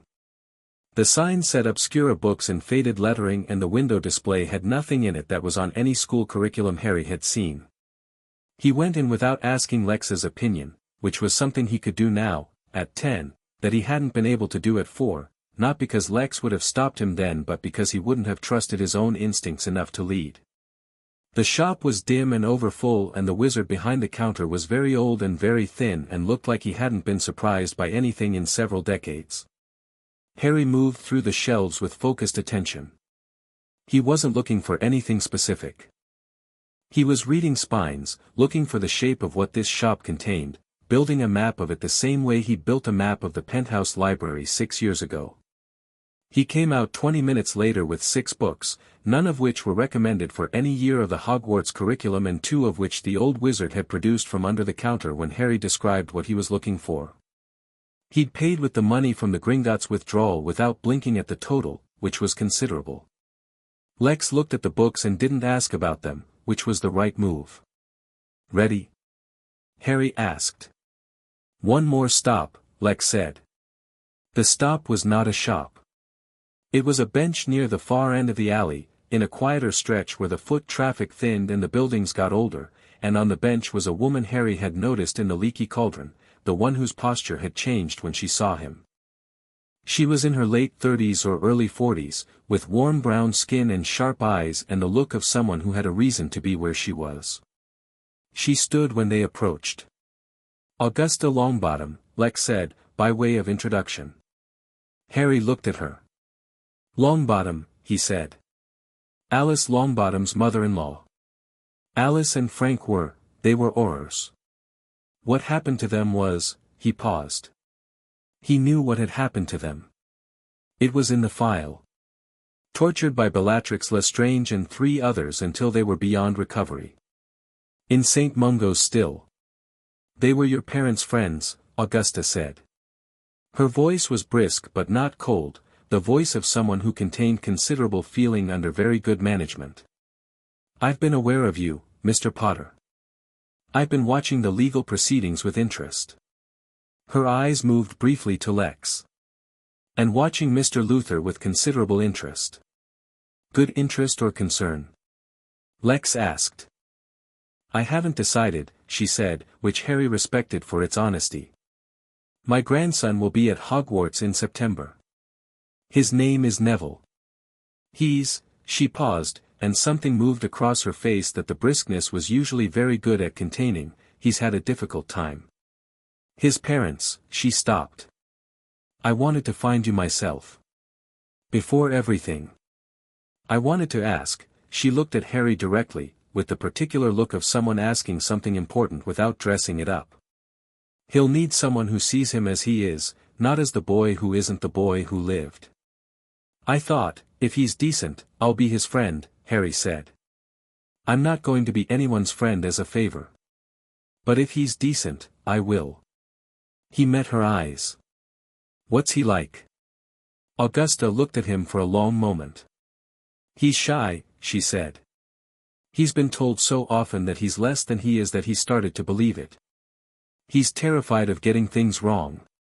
She paused. "He has his mother's kindness. He doesn't know yet that's worth having." "Then he should find out," Harry said. "Simple. Certain." Augusta looked at him for another moment. Then she nodded, once, with the kind of nod that means more than itself. She looked at Lex. "Take care of him," she said. "He takes care of himself," Lex said. "I just make sure the infrastructure supports it." Augusta's mouth did something that wasn't quite a smile. "Yes," she said. "I can see that." She looked at Harry one more time, and the thing in her face now was something Harry recognized from the mirror on his better days, the particular expression of someone who has been carrying a heavy thing for a long time and has just found, unexpectedly, a small reason to put it down. "I'll tell Neville," she said. "That I met you. I'll tell him," she paused, choosing. "I'll tell him you're worth knowing." She walked away. Harry watched her go, then turned back toward the leaky cauldron. The afternoon had tilted toward early evening, the alley's light going golden, the shops beginning to close, the day folding in on itself. He carried his books and his new wand and his robes and the full weight of a day that had given him more pieces of the picture than any other single day he could remember. Dumbledore. Draco. Sirius Black, waiting to be found. A woman on a bench asking him to see her grandson properly. The wand and its twin core and what that meant. The amber light that had come when he picked it up. That was a good day, he said. Productive, Lex agreed, which was his version of the same thing. Same thing, Harry said, because he knew that too. On the Heathrow flight home, Harry was quiet for the first 2 hours. He sat with the Obscura book on his lap, not reading it, just thinking in the dense, organized way that sometimes required sitting still. Lex worked on his tablet beside him in the organized quiet that was theirs. At cruising altitude, Harry said, he's going to try to use Hogwarts to rebuild the version of me that serves his plan.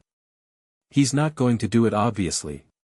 He'll do it through the narrative, the story of who Harry Potter is, what he's for. He'll let Hogwarts tell me that story until it starts to feel true. Lex looked up. So I need to write the narrative first, Harry said. Before I get there. Before it's written for me. How do you write a narrative before you've arrived somewhere? Harry turned the Obscura book over in his hands. By being something consistent enough that the narrative forms around what I actually am rather than what they want me to be. He looked at Lex. What am I, actually? The question wasn't the same as the one he'd asked 6 years ago in the study, what do you want from me? That had been a child checking the terms of an arrangement. This was something else. This was a person asking because they wanted their own answer confirmed against someone else's honest reading. Lex put the tablet down. You're the most capable person I've met who's under 50, he said. You're stubborn in the productive direction. You're honest when honesty is more useful than tact and you know the difference better than most adults. You're, a pause that was not reluctance but precision, the pause of finding the right word, genuinely good. Not in the naive sense. In the sense that when you have a choice between good and effective, you look for the option that's both, and you're good enough at what you do that you usually find it. Harry absorbed this. You don't usually say things like that. You don't usually ask, Lex said. He picked up the tablet again. Write your narrative by being consistent. You already are. The rest is other people catching up. Harry opened the Obscura book. He read 3 pages. Then he put in the bookmark, a LexCorp letterhead card he'd been using since he was 8, and looked out at the dark Atlantic 30,000 feet below. I'm going to be sorted into Slytherin, he said. Almost certainly, Lex agreed. Dumbledore won't like that. No. Good, Harry said, and meant it cleanly, without malice. The good of a person who has identified where the interesting problems are and is walking toward them on purpose. He went back to his book. Chapter 4, The Sorting and the Storm. The Hogwarts Express left from platform 9 3/4 at 11 sharp, and Harry was there at 10:15. Not because he was anxious. Because he wanted to watch the platform fill up. He stood near the barrier entrance with his trunk on a trolley and his owl, a tawny owl he'd named Axiom, because Harry named things based on what they were rather than what sounded nice, in her cage on top, and he watched. Families arriving in waves, the particular chaos of school departure day compressed into a space that shouldn't technically exist. Children running. Parents with the collective expression of people maintaining composure under significant emotional pressure. Older students moving with the comfortable ease of people returning to a place they owned. He watched the Weasleys arrive, he recognized the red hair from descriptions, the large family moving in an organized pack with a mother who was doing 5 things simultaneously and managing all of them, and noted the youngest boy, Ronald, who was tall for his age and had the open, energetic face of someone who experienced the world more directly than most. He filed it. He watched a girl arrive with 2 parents who were clearly not from the wizarding world, the slightly bewildered quality of their attention, the way they looked at the train with the specific expression of people trying to absorb something outside their existing framework. The girl herself had dense curly hair and was carrying a book in one hand while managing her trolley with the other, and had the electric, ready for everything quality of someone who had been waiting for this day for longer than it had technically been possible to wait for it. Harry looked at her for an extra moment. She was reading the book and navigating the crowd simultaneously, which most people couldn't do without walking into things. She wasn't walking into anything.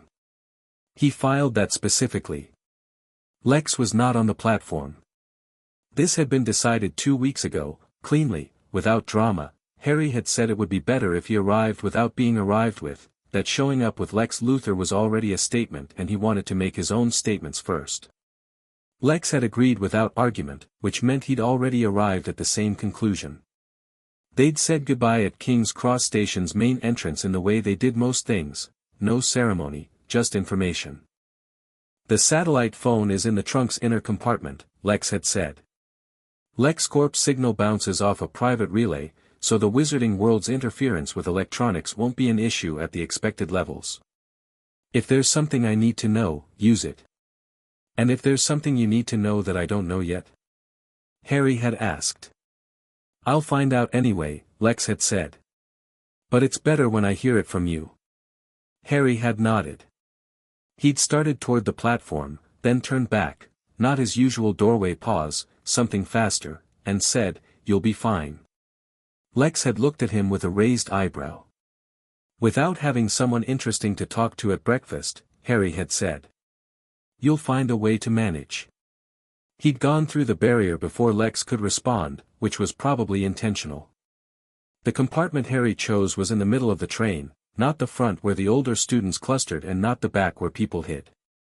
He settled Axiom's cage in the rack, opened the trunk and retrieved one of the Obscura books, and sat down. He was alone for about 4 minutes. The door opened and the curly-haired girl was standing there with her trolley, looking at him with the alert assessment of someone doing rapid calculations. "Is this compartment taken?" "Not yet," Harry said.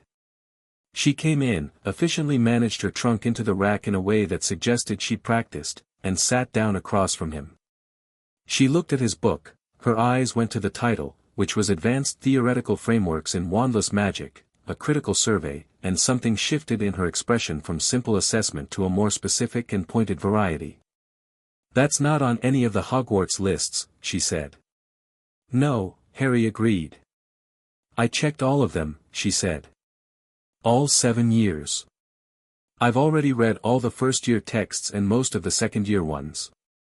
She said this without boasting, just as a statement of fact, information she was providing because it was relevant to a conversation she wanted to have. "That book isn't in any of the Hogwarts recommended supplementary lists either." "Where did you find the supplementary lists?" Harry asked, because those were not publicly available. "I wrote to the school," she said. "In June. Professor McGonagall sent them back." She included a note that said the supplementary reading was optional. She paused. "I didn't treat it as optional." Harry looked at her over the top of the book. "Hermione Granger," he said. She stared at him. "How did you wrote to McGonagall in June?" I have sources who would have flagged an unusual student inquiry to a staff member." He closed the book. "You're the only first-year student who requested the supplementary lists." McGonagall mentioned it in passing. He extended his hand across the compartment. "Harry Potter." Hermione shook his hand. She was looking at him with the specific expression of someone who had received more information than they expected and was deciding whether that was a problem or a feature. She decided, visibly, that it was a feature. "You have sources at Hogwarts already," she said. "Before the term starts." "I try to understand a place before I arrive in it," Harry said. So do I, she said. Then, you've read everything on the first-year lists. And most of the second and third year, Harry said. And about 40 texts that aren't on any Hogwarts list. Her chin came up slightly. Not competitively, or not purely competitively. More like the way a person stands up a little straighter when they realize they're in a room with someone who can actually keep up with them and they've been waiting for that and it's arrived. I haven't read Wandless Theory yet, she said. The books available to Muggleborns through the standard supply channels don't include anything above first-year level before the term starts. Muggleborn, Harry said. Not Muggle-raised. There's a difference. She looked at him. What's the difference? Muggleborn means magical ability from a non-magical family, Harry said. Muggle-raised means you grew up outside the wizarding world's institutional culture. Those often overlap but they're not the same thing. He paused. I'm the second one without the first. Hermione absorbed this. Your family is wizarding. My mother was. My father was. I was raised by my mother's distant Muggle cousin. He considered. Non-magical, though with some apparent resistances that are currently being researched. The point is I grew up without the wizarding world's assumptions about how things should work. Which is useful. Why useful? Because the assumptions are often load-bearing in ways that limit the thinking, Harry said. If you've been told your whole life that wandless magic is advanced and rare and dangerous, you approach it from that position. If you haven't been told that, he shrugged, you just look at what it is. Hermione was looking at him with her full attention now, the book she'd brought completely forgotten on the seat beside her.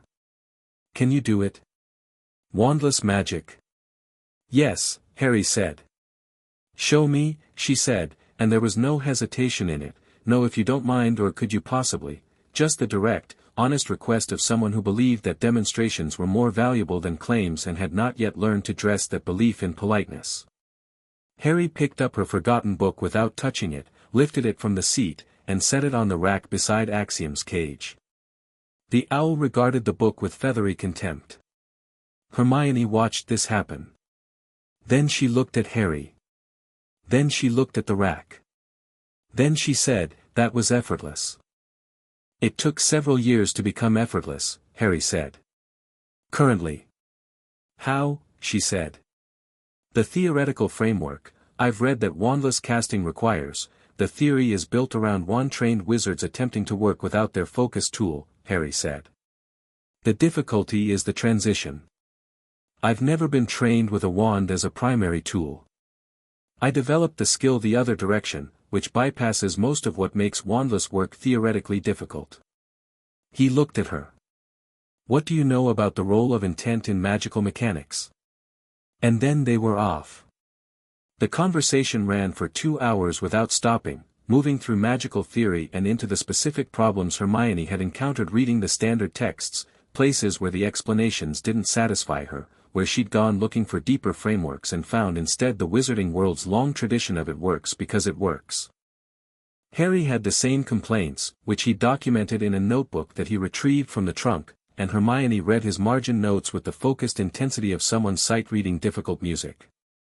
This is wrong, she said, pointing at a note where Harry had marked a textbook claim about the transfiguration principles. Or, not wrong but incomplete. If the limit were actually, that's what I wrote underneath, Harry said. She read what he'd written underneath. You worked this out from first principles. My guardian doesn't believe in accepting explanations without testing them against first principles, Harry said. It's habit now. Your guardian is brilliant, Hermione said, with the pure, uncomplicated admiration of someone who respects intelligence wherever it appears regardless of source. He's dangerous, Harry said, with equal directness. Which usually goes with brilliant. She looked at him. He met her eyes steadily. I meant it as a compliment, she said carefully. I know. I meant it as accurate. He picked up his own book. He's the best person I know. He's also someone I'd never hand control to, because he'd take it and genuinely believe he was right to.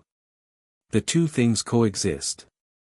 Hermione thought about this for longer than most people would have.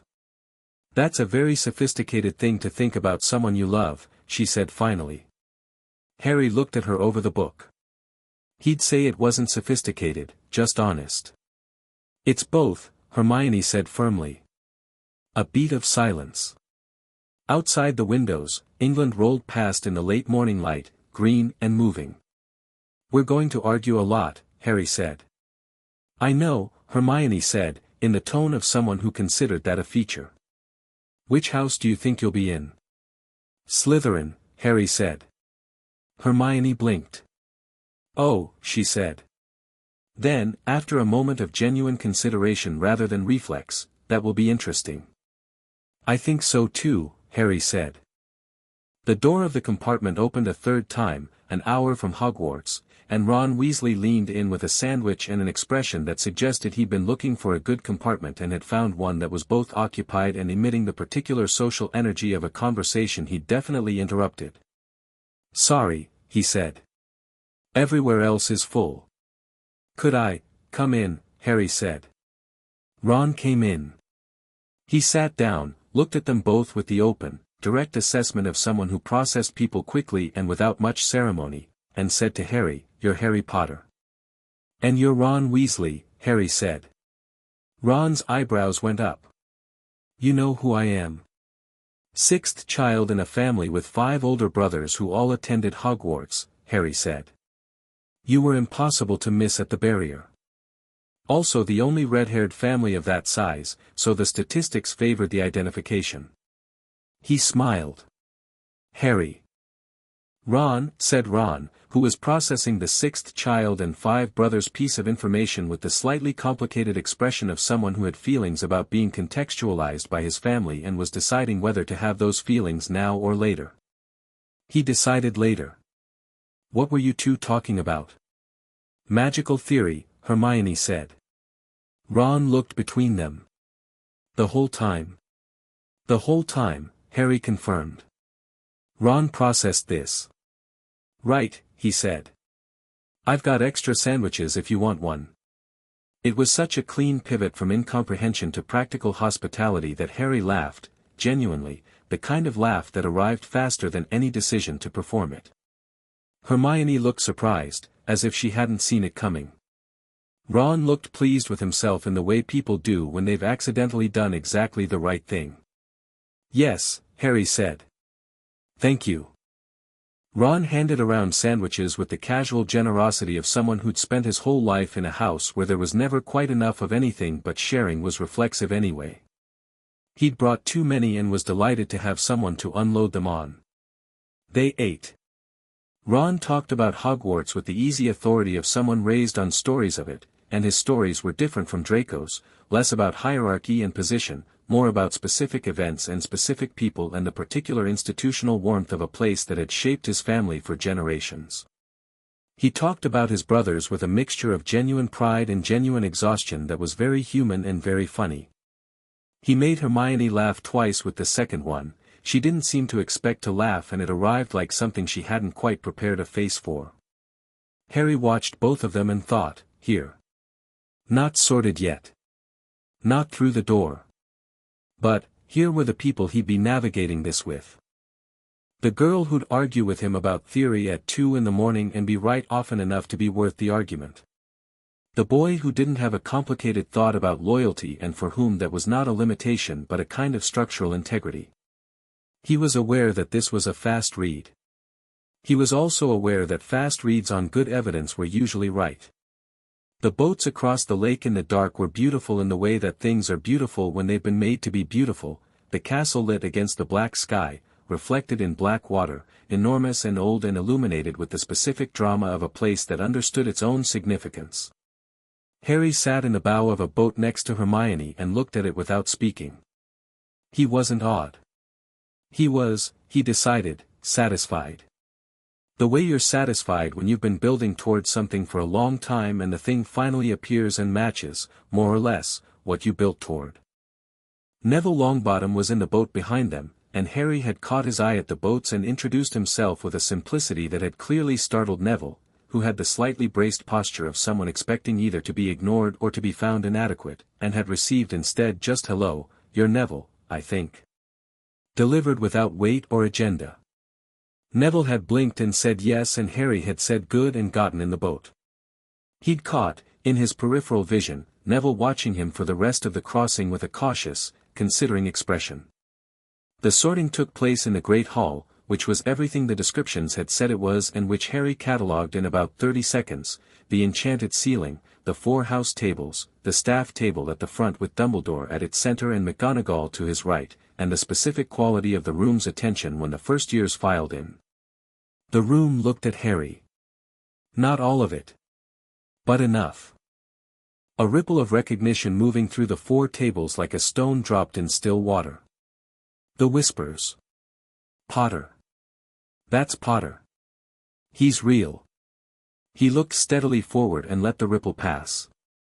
Professor McGonagall produced a battered hat that sat on a stool and then, without any encouragement, opened its brim and sang.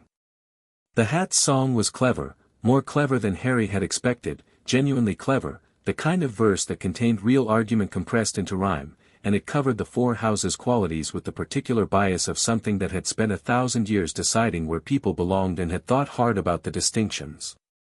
When it finished, the hall applauded with the warm enthusiasm of a tradition that people loved precisely because it was familiar. Names were called. Students went up, sat, had the hat placed on their heads, were sorted. Lavender Brown, Gryffindor. Millicent Bulstrode, Slytherin. Susan Bones, Hufflepuff. Hermione Granger went up and the hat barely touched her head before calling Gryffindor, which seemed right, the direct courage, the absolute refusal to be anything less than exactly what she was. Neville Longbottom sat under the hat for a long time. Long enough that the hall got slightly restless. When Gryffindor was called, the hall applauded warmly, and Harry, watching from the line, saw Neville's face do something private and complicated, relief and uncertainty competing, the look of someone who'd been put somewhere and wasn't sure yet if they deserved it. Draco Malfoy went up and the hat touched his head and said Slytherin before it had fully settled, which was the fastest sorting of the evening and which Draco received with the composed satisfaction of a fulfilled expectation. He walked to the Slytherin table and found a seat and looked across the hall at Harry with an expression that was checking whether Harry had noticed. Harry had noticed.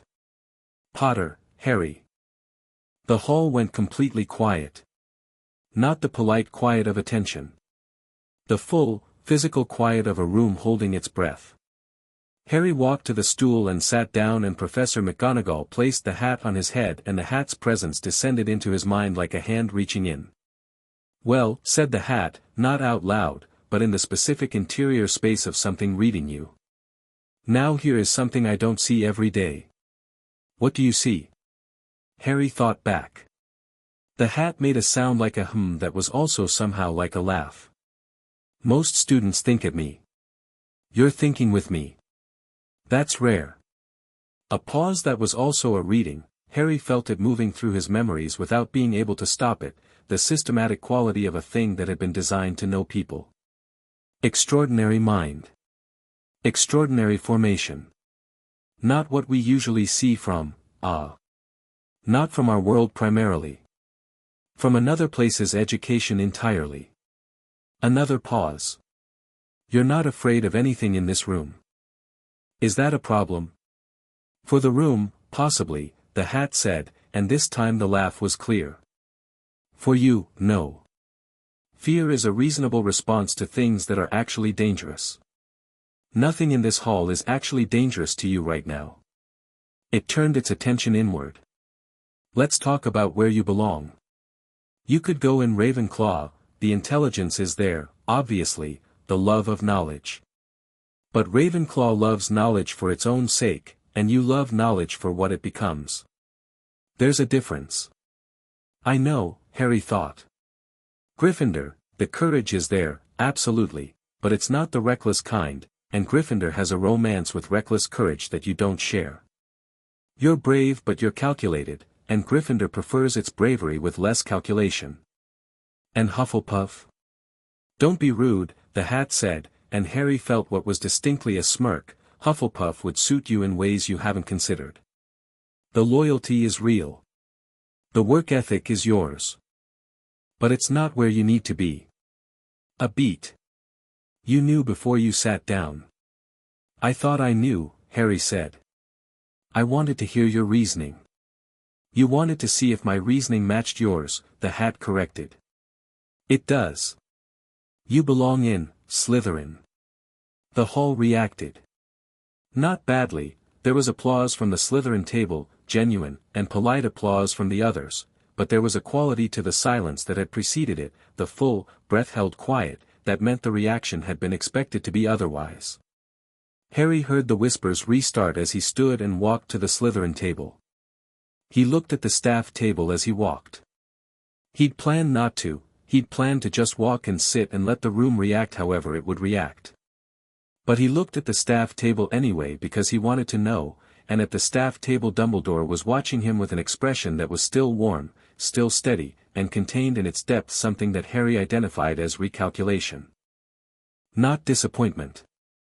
More than disappointment. The specific, controlled expression of a man whose plan has just moved into territory that requires revision. Harry held the eye contact for 1 second. Then he sat down at the Slytherin table. Draco shifted immediately to make room, which was the social claim that Harry had expected and the genuine welcome underneath it that Harry had hoped for. Knew it, Draco said quietly, with satisfaction. You guessed, Harry said. I was right, Draco said. Same result, Harry allowed. The next 2 weeks established several things. The first was that Harry's classes were interesting in inverse proportion to how interesting the professors clearly thought they were going to be.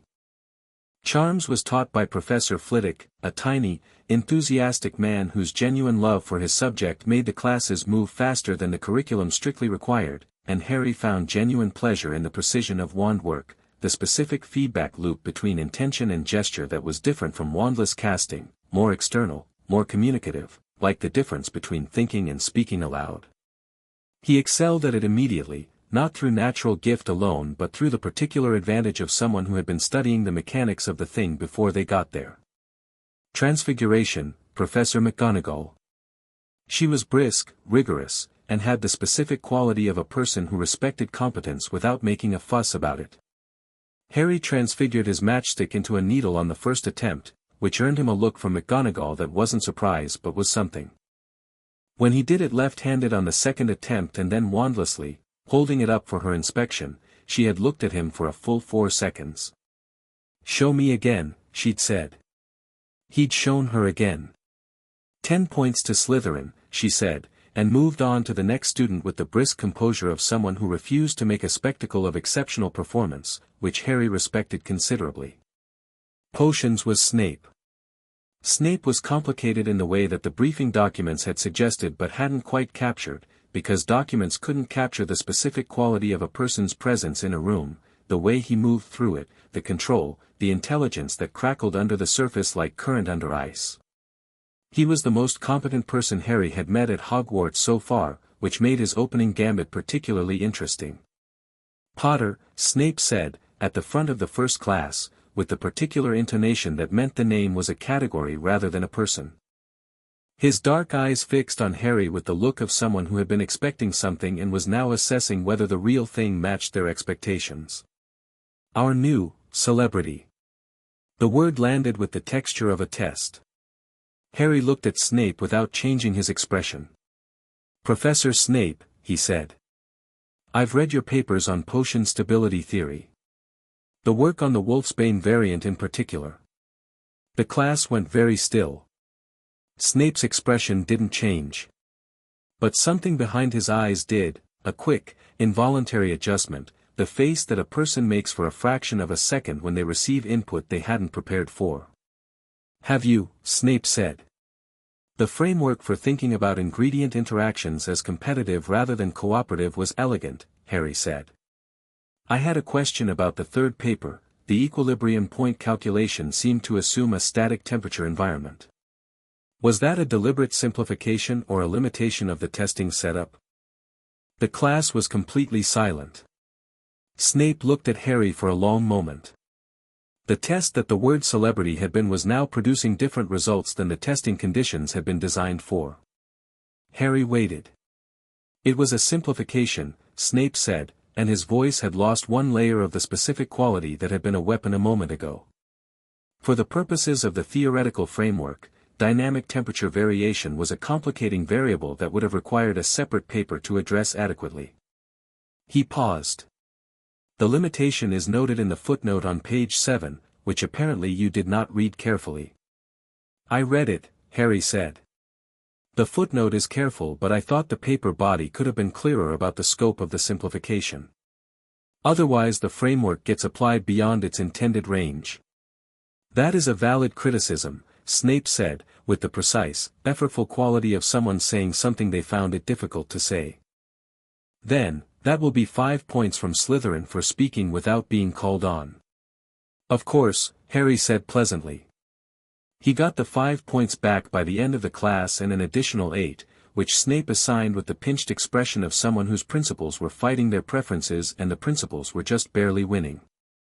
The defense classroom smelled of garlic and Quirrell had a stutter and a turban, and Harry's opinion of the man was formed in the first 10 minutes of the class and filed under something is wrong here with a cross-reference to the Voldemort section of his mental index. Not a conclusion, just a flag. The wrongness was not specific enough yet to name. It was the feeling of a gap in a pattern, the kind that Harry had learned to pay attention to rather than dismiss. He said nothing about it. He took notes, asked 3 questions that were genuine questions, and after the class walked with Hermione toward the library. What did you think of Quirrell? He asked. He knows his material, Hermione said, without hesitation. The stutter seems inconsistent. It's worse when he's talking about theory and better when he's talking about practical defensive applications, which is the reverse of what you'd expect if it were a genuine speech pattern. She paused. Why? Just building a picture, Harry said. Hermione looked at him sideways. You think something's wrong. I think something deserves attention, Harry said. It's not enough to act on. Just enough to watch. Hermione was quiet for a few steps. The garlic, she said. Yes. It's everywhere. His office, I passed it this morning, the smell comes through the door. She frowned. Garlic is used in several protective wards. Not standard Hogwarts wards. Personal, self-applied ones. Against things that, she stopped, and the thing that stopped her was the same thing that had flagged for Harry. Against things that might try to get in, Harry said. Or that are already in, Hermione said very quietly. They looked at each other in the corridor outside the library, 2 11-year-olds in school robes building an inference that was probably too large for the available evidence. We watch, Harry said. We watch, Hermione agreed. Ron Weasley became part of the picture through the medium of a flying lesson. Madame Hooch's broom instruction class happened in the first week, and Neville Longbottom had the specific misfortune of having his broom throw him off before the actual lesson began and break his wrist, and while Madame Hooch escorted him to the hospital wing with the urgent efficiency of someone who had supervised exactly this kind of incident many times, Draco Malfoy picked up the remembrall that had fallen from Neville's pocket and held it with the lazy ownership of someone who hadn't decided yet whether to do something unpleasant with it but was keeping options open. Give it back, Harry said. Draco looked at him. The Slytherin students around them were watching with the specific attention of an audience that hadn't been told whether this was a performance or a genuine conflict. It's not yours, Draco said. He was doing the calculation, the social calculation, public, in front of his house and Gryffindor both. He was working out what the right move was, and Harry could see the working. It's Neville's, Harry said. He just broke his wrist. He's gone to the hospital wing. Give it back so it's there when he comes back. Draco's jaw worked slightly. I wasn't going to, I know you weren't, Harry said, which was a gamble and a gift simultaneously. He was giving Draco a way out by crediting him with a decision he hadn't yet made, which meant Draco could either take the credit or look like he'd needed the push, and taking the credit was significantly better for everyone. Just put it back. Draco set the remembrall on the ground by the broom pile and looked at Harry with the expression of someone who had been both handled and helped and wasn't sure how he felt about either. Ron Weasley, from the other side of the formation, was staring at Harry with the particular expression of someone who had expected a fight and received something completely different and was busy recategorizing. After the lesson, Harry had, for the record, gotten his broom to his hand on the first command, flown a clean circuit at moderate height without being asked to, and landed without drama, which Madame Hooch had watched with the tight controlled expression of a woman seeing something she would need to report to someone. Ron fell into step beside him. "That thing with Malfoy," Ron said. "Yes. He was going to chuck it," Ron said. "The remembrall. I know him. He was building up to it." "Maybe," Harry said. "You talked him out of it without making it a fight," Ron said. "How?" Harry looked at him. "He didn't want to do it," he said. "He wanted to want to do it, because that's the role he was playing. But actually doing it, hurting something that belonged to someone who just got hurt, that's not actually Draco. Not yet. So he paused, finding the words, "I gave him the version of himself that was better and made it easy to choose." Ron walked beside him in silence for a moment. He said, then stopped. "Started again. That's a really weird way to get through a day." "It works," Harry said. "Yeah," Ron said slowly. "I guess it does." He shoved his hands in his pockets. "I'm in Gryffindor, you're in Slytherin, so we're technically supposed to, compete?" Harry said. "Hate each other," Ron said. "That's what Fred said. George too. Both of them, actually, they were very clear about the Slytherin thing. What do you think?" Ron considered this with the honest, unhurried quality that was characteristic. He was not a fast thinker in the way Hermione was fast, not the instant processing type, but he was a thorough one, and the conclusions he arrived at were genuinely his. "I think Fred and George have met different Slytherins than you," he said. "So their data might be off." "Their data might be off," Harry agreed. Ron grinned, wide, uncomplicated, genuine. "I'm going to get a lot of grief from my brothers." "Worth it?" Harry asked. Ron thought about it. "Yeah," he said. "Probably." At the end of the third week, Harry found what shouldn't have been in the school. He'd been exploring.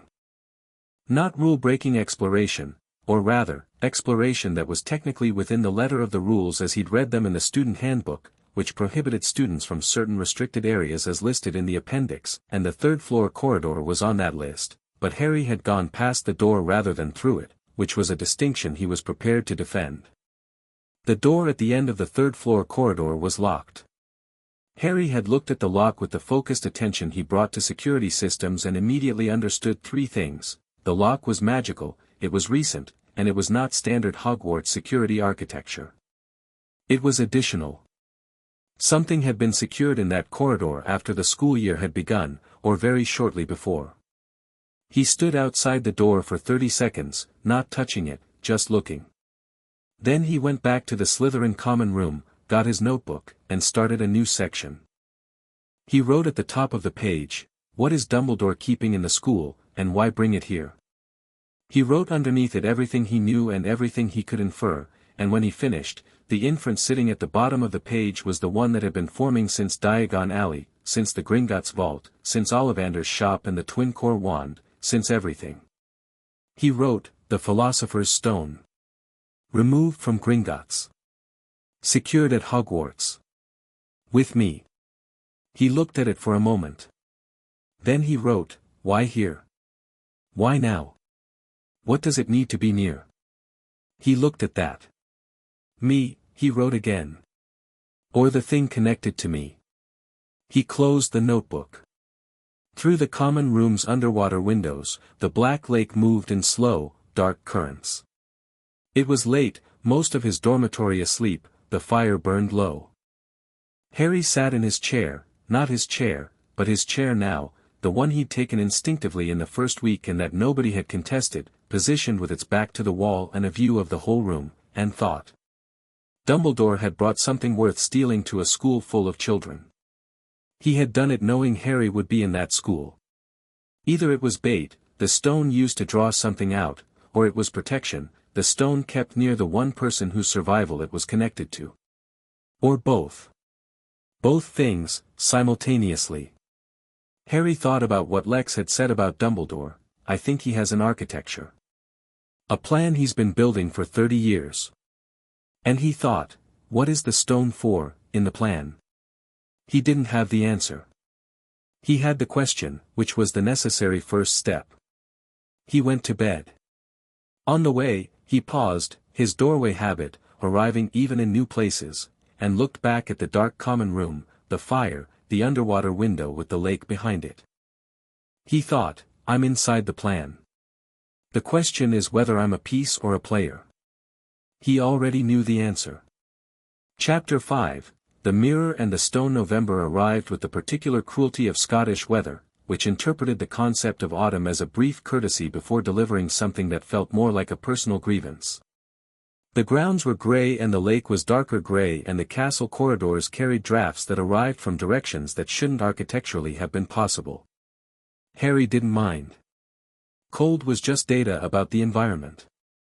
He was in the library at 6 in the morning, which was when Madame Pants arrived to unlock it and regarded him with the expression she reserved for students who used the library as a second residence, which was disapproval edged with the reluctant respect of a woman who understood that people who needed books at 6 in the morning were probably serious about something. The notebook was open. Beside it, 3 books, one from the restricted section, which Harry had obtained through the straightforward method of asking Professor Slughorn, who taught the upper-year potions classes and who Harry had identified in the first week as someone who collected promising students the way other people collected art, and who had written the access note with the pleased expression of someone who felt their judgment about talent was being validated. The 3 books were about protection enchantments, specifically the kind designed to guard objects rather than people. Harry was mapping the logic of what Dumbledore would have built. Not to get through it. To understand it. There was a difference that most people missed. Understanding a security system wasn't the same as intending to breach it. You could understand how a lock worked without planning to pick it. The understanding was the point. If Harry knew the architecture, he'd know when something changed, when a layer was breached from the other direction, when the system was under pressure, when the thing it protected was in danger. He worked for an hour before Hermione arrived, which was exactly when he'd expected her, because Hermione's library schedule had become predictable in the way that all genuine habits became predictable, not through laziness but through conviction. She sat down across from him, looked at what he was reading, and was quiet for 30 seconds. The 3rd floor corridor, she said. Sit down, Harry said. She was already sitting. You've been thinking about it too. Since the first week, she said. Fluffy. What? There's a Cerberus behind the door, she said, with the tone of someone reporting a fact rather than a crisis. I found Hagrid in the library 3 weeks ago. He had a book on serpent-kind creatures that seemed unusual for a gamekeeper, and we talked, and he mentioned it by accident and then very clearly wished he hadn't. She folded her hands on the table. A 3-headed dog. He called it Fluffy, which is extraordinary, Harry said. Hagrid's naming conventions are their own subject, Hermione agreed. The point is there are protections.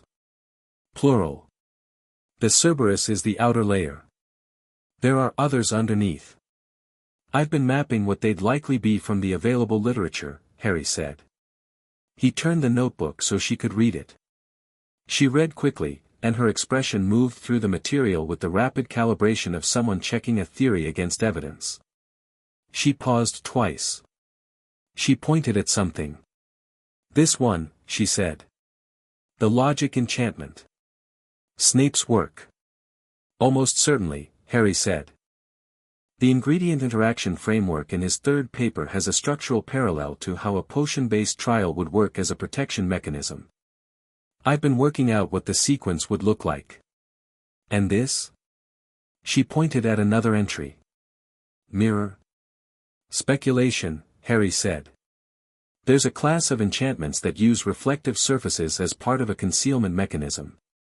The Hogwarts inventory records from 1991, which are technically public documents, filed with the Ministry, list a non-standard object brought to the school in August. The description is redacted but the weight and dimension specifications were not. Hermione looked at him. Someone in the Ministry records office was sloppy, Harry said. Lex says sloppy record-keeping is always useful. Never dismiss it. A mirror, she said. A specific mirror, Harry said. Cross-referencing the dimensions against historical magical artifacts, there are 3 candidates. One is the mirror of Erist. He watched her face. You know it. The desire mirror, Hermione said, and her voice had the quality it got when she was working through implications fast. It shows you what you want most. But how does that function as a protection? That's the interesting question, Harry said. Standard logic says it's a trap. Someone pursuing the stone would look in the mirror and see themselves with the stone, and be distracted. But that's too simple for Dumbledore. He doesn't build simple. Hermione was quiet. Unless, she said slowly, the mirror is also the vault. Harry looked at her. If the stone is inside the mirror's enchantment, she said, working it out in real time, her voice getting faster, then someone who looks in the mirror and wants to use the stone would see themselves using it. But someone who just wanted to find it, without wanting to use it, might see something different. Might see, she stopped. The mirror shows you what you want. If you want the stone but don't want to use it, what do you see? The stone itself, Harry said. In your pocket. Obtained but not used. They looked at each other. That's remarkably elegant, Hermione said. It's Dumbledore, Harry said. He's annoying like that. The Quidditch match happened at the end of November and Harry played it the way he played most things, which was to understand what winning actually required before he started. He'd been put on the house team in the 3rd week, which Wood had announced with the barely contained enthusiasm of a person who had found a solution to a problem that had been troubling him for some time. Harry was Seeker, which was the position that most people described as the most important and which Harry thought of as the position with the most variables, because the game around you was happening whether you were paying attention to it or not, and the snitch's behavior was a function of the game's energy in ways that the standard play guides didn't discuss. Harry had read all the standard play guides. He'd also spent 3 weeks flying in the mornings before anyone else was on the pitch, not practicing seeking specifically but practicing the vocabulary of the broom, how it responded to weight, to intent, to the particular physicality of high-speed turns and dives and the edge cases where the wind and the angle combined into something that required adjustment faster than deliberate thought could produce. He wanted the broom to be instinct before the match. He wanted the match to be about reading the game. The Slytherin team they played was fast and physical in the organized way of a team that had been together for years.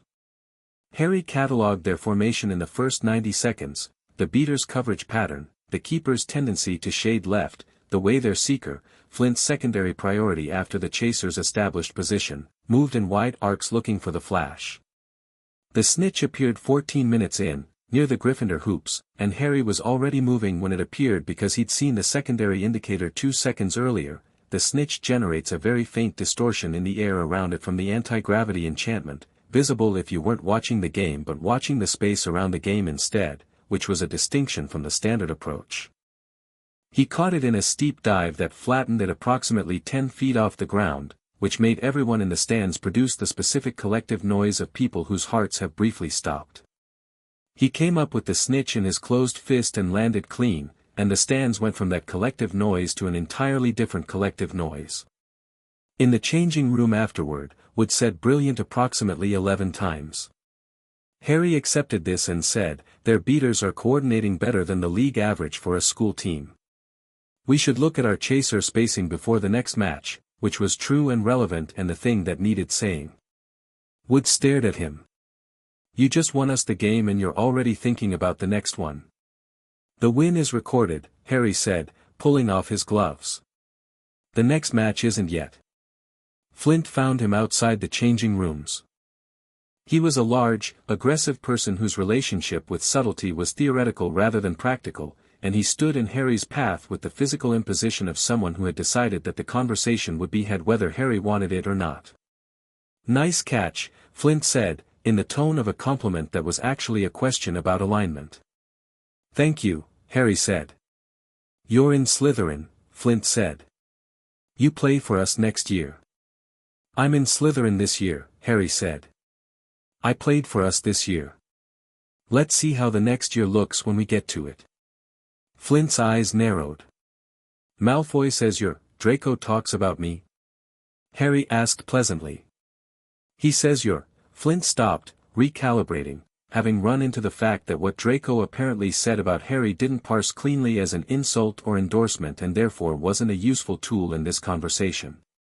He tried a different approach. "The Malfoy family has expectations about how people in Slytherin conduct themselves."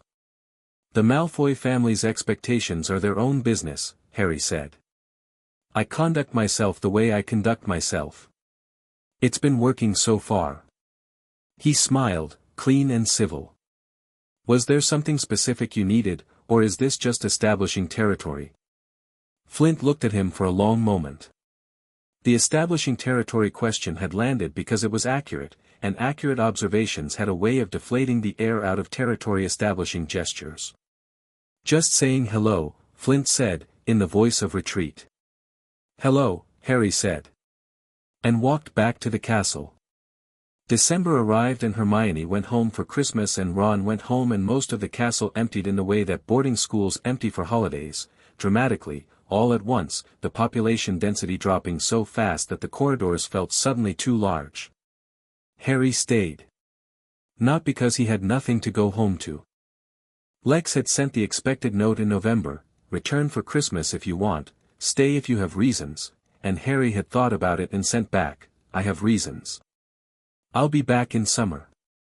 Lex had replied with 3 words, "Understood. Be careful." The reasons were the third-floor corridor and the thing behind the door and the pattern that Harry was still assembling, piece by piece, from whatever the school was willing to show him if he paid attention. Christmas at Hogwarts was a different place. Smaller, quieter, the remaining students spread across the great hall's one functioning table with the particular warmth of a temporary community. Harry spent his mornings in the library and his afternoons walking the castle, not exploring exactly but moving through it, learning the building the way he'd learned the LexCorp campus at 7, building the internal map that made a space your own. He found a room on the 7th floor that he hadn't seen in any map. Or not found exactly, he'd walked past it several times before he noticed the discrepancy between the corridor's measured length and the space that should have corresponded to it. One evening he was walking and thinking at the same time about the protection layers and specifically about what came between the Cerberus and whatever was at the bottom, and when he looked up from the internal map he was running in his head the door was there in the wall in a way it hadn't been the previous 3 times he'd walked this corridor. He stopped. He looked at the door. He looked at the corridor. When I need something, he thought, and I walk past here, he opened the door. The room inside was enormous and seemed to reconfigure its contents according to something, though Harry couldn't immediately determine what the something was. Tonight it contained a desk with writing materials, a wall of bookshelves, a fireplace, and in the center of the space, on its own, the mirror. It was taller than him. The frame was gold and ornate, with an inscription along the top that he read and reversed immediately, Eris stra eru oit ube kafru oit anwosi, I show not your face but your heart's desire. He looked at his reflection. The reflection looked back. And then, beside his reflected self, another figure materialized, a woman with dark red hair and bright green eyes, exactly his eyes, and beside her a man with dark untidy hair and glasses, and his face was something like looking in a mirror that had been running longer than him, the family resemblance so immediate and physical that it arrived like impact. They were smiling. Not at him directly. At each other, and then at him, the way people smile at someone they know well and love and haven't seen in too long. His mother raised her hand and pressed it flat against the glass from the inside. Harry stood in front of the mirror for a long time. He didn't touch the glass. Not because he was afraid to. Because he understood, with complete clarity, what the mirror was, what it did and what it cost and what it meant to stand in front of it for hours looking at something that felt real and was real in every way except the ways that actually counted. He understood what Dumbledore had built the final protection around. He understood why. He looked at his mother's face for the time that felt honest. Then he said, very quietly, "I know," which was for her and for himself simultaneously, and he turned around and walked out of the room. He sat on the corridor floor with his back against the opposite wall for approximately 5 minutes, which was the time it took for the thing that the mirror had stirred to move through him without either suppressing it or being undone by it. Then he got up and went back to his dormitory. He wrote a letter to Lex that night. Not about the mirror, that was his. He wrote about the stone and the protections and the pattern as he'd assembled it, the full analysis, laid out the way Lex had taught him to lay out intelligence, facts, inferences clearly marked as inferences, the questions that needed answering. He wrote it in the cipher they'd established before Harry left for Hogwarts, the one that looked like ordinary correspondence about school life and translated into something else entirely. He sent it with Axiom and went to sleep. Lex's response arrived 4 days later and was 3 paragraphs of extremely compressed analysis that confirmed Harry's reading on the stone, added 2 variables Harry hadn't considered regarding the Ministry's knowledge of the stone's location, and ended with, "The question of what uses you is more important than the question of what threatens you. Those are sometimes the same question. Think about which one Dumbledore is asking." Harry read it twice, then burned it over the dormitory candle. He thought about it for a week. January and February were the term building towards something, the way terms do, the coursework increasing, the social architecture of the school stratifying, alliances forming and fracturing in the rapid cycling of 11-year-olds discovering that they had preferences and opinions about each other. Harry's position in Slytherin had settled into something that wasn't quite leadership and wasn't quite independence and was probably most accurately described as reference point. He didn't tell people what to do. He occasionally told people what was actually happening, when what was happening and what people thought was happening had diverged, and the accuracy of those assessments had accumulated a reputation that operated whether he intended it to or not. Draco had become something Harry would carefully describe as an ally in progress. The Malfoy training was still present and probably always would be, the instinct to categorize, to deploy social leverage, to read every interaction in terms of position. But underneath it, increasingly visible as trust accumulated through the specific friction of honest disagreement, was someone who was sharper and more thoughtful than his father had probably wanted to cultivate. Harry disagreed with Draco regularly and directly, and Draco had discovered, apparently for the first time in his life, that disagreement from someone who respected you was different from every other kind of disagreement he'd experienced. He hadn't stopped being Draco Malfoy. He'd started thinking about what that meant beyond inheritance. With Ron, it was simpler and cleaner. Ron came to Harry with problems the way people go to a tool they trust, not because Harry was cleverer than him, but because Harry had a way of saying what was actually true that Ron found useful and increasingly comfortable. They played chess twice a week. Ron won more often than he lost, which meant the games were interesting, which was the point. With Hermione, it was the most demanding and the most valuable. She challenged everything, not out of competition but out of genuine intellectual conviction, and in 3 months of arguing about magical theory and historical interpretation and the ethical frameworks around power, Harry had changed his mind about 4 things and refined his position on at least 12 others. He kept track. Changing your mind on good evidence was the whole point of gathering evidence. She was also the only person in the school, aside from the staff, who Harry thought might figure out the stone on their own if he hadn't already told her. He had already told her. In February, in the back corner of the library where Madame Pance's surveillance was least effective, he laid out the full analysis.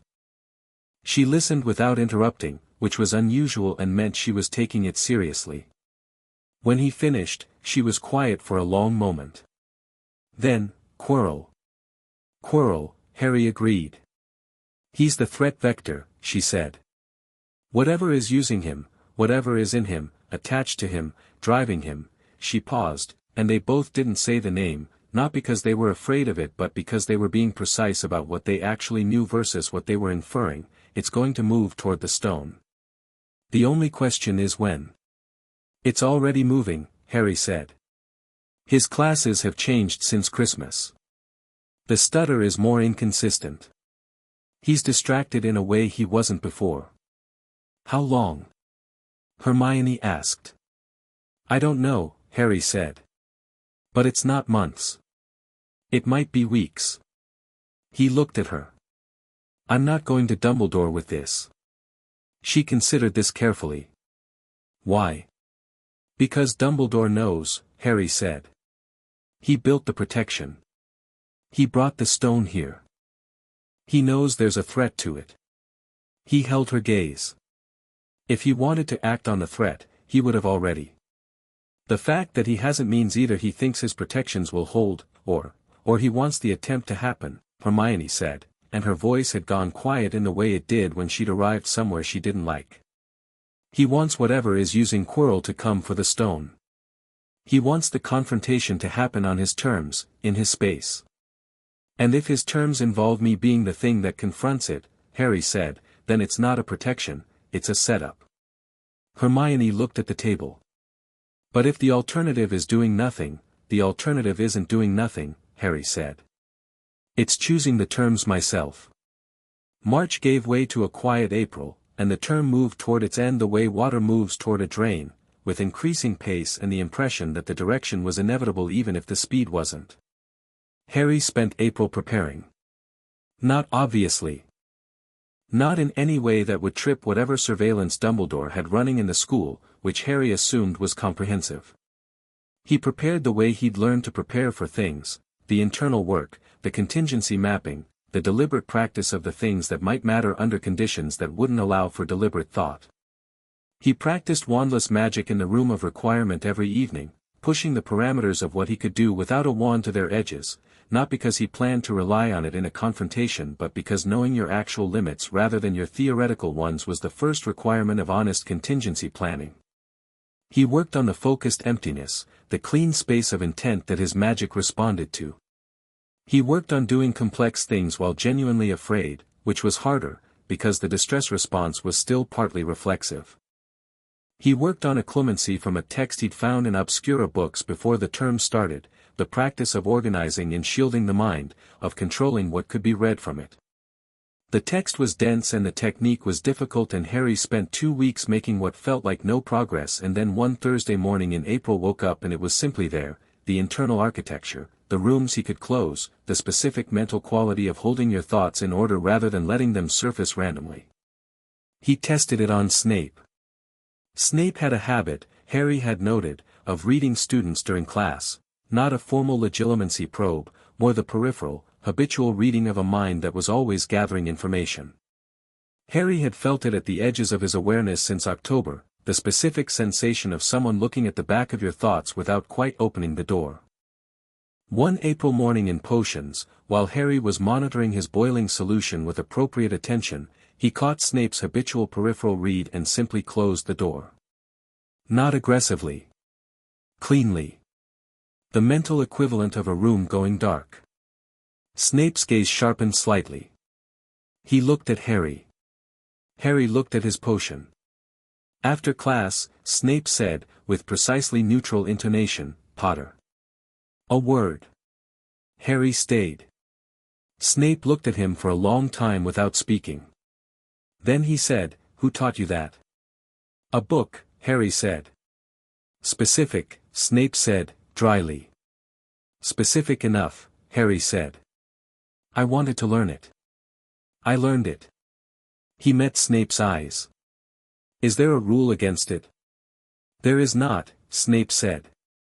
He was looking at Harry with an expression that Harry had learned to read over the months, the expression Snape wore when his assessment of something had shifted in a direction he hadn't predicted and he was doing the internal work of updating the file. It is, however, unusual for an 11-year-old to successfully develop occlumency from text alone. "I had good source material," Harry said. Snape was quiet for a moment. "Be careful who you use it on," he said finally. "Some people will find its use on them more aggressive than others." "Noted," Harry said. "I've only used it defensively." Snape looked at him with the specific expression that Harry had come to think of as Snape thinking two thoughts about you simultaneously and not showing either. "Your mother," Snape said, and then stopped, and the stopping had the quality of something checked rather than finished. "She was also unusually self-taught," he said instead. "In certain areas." He turned away with the abruptness that was his social signal for conversation over, and Harry went to his next class. He added Snape knew my mother to the notes and cross-referenced it with everything else. It was a Tuesday in May when the pattern moved.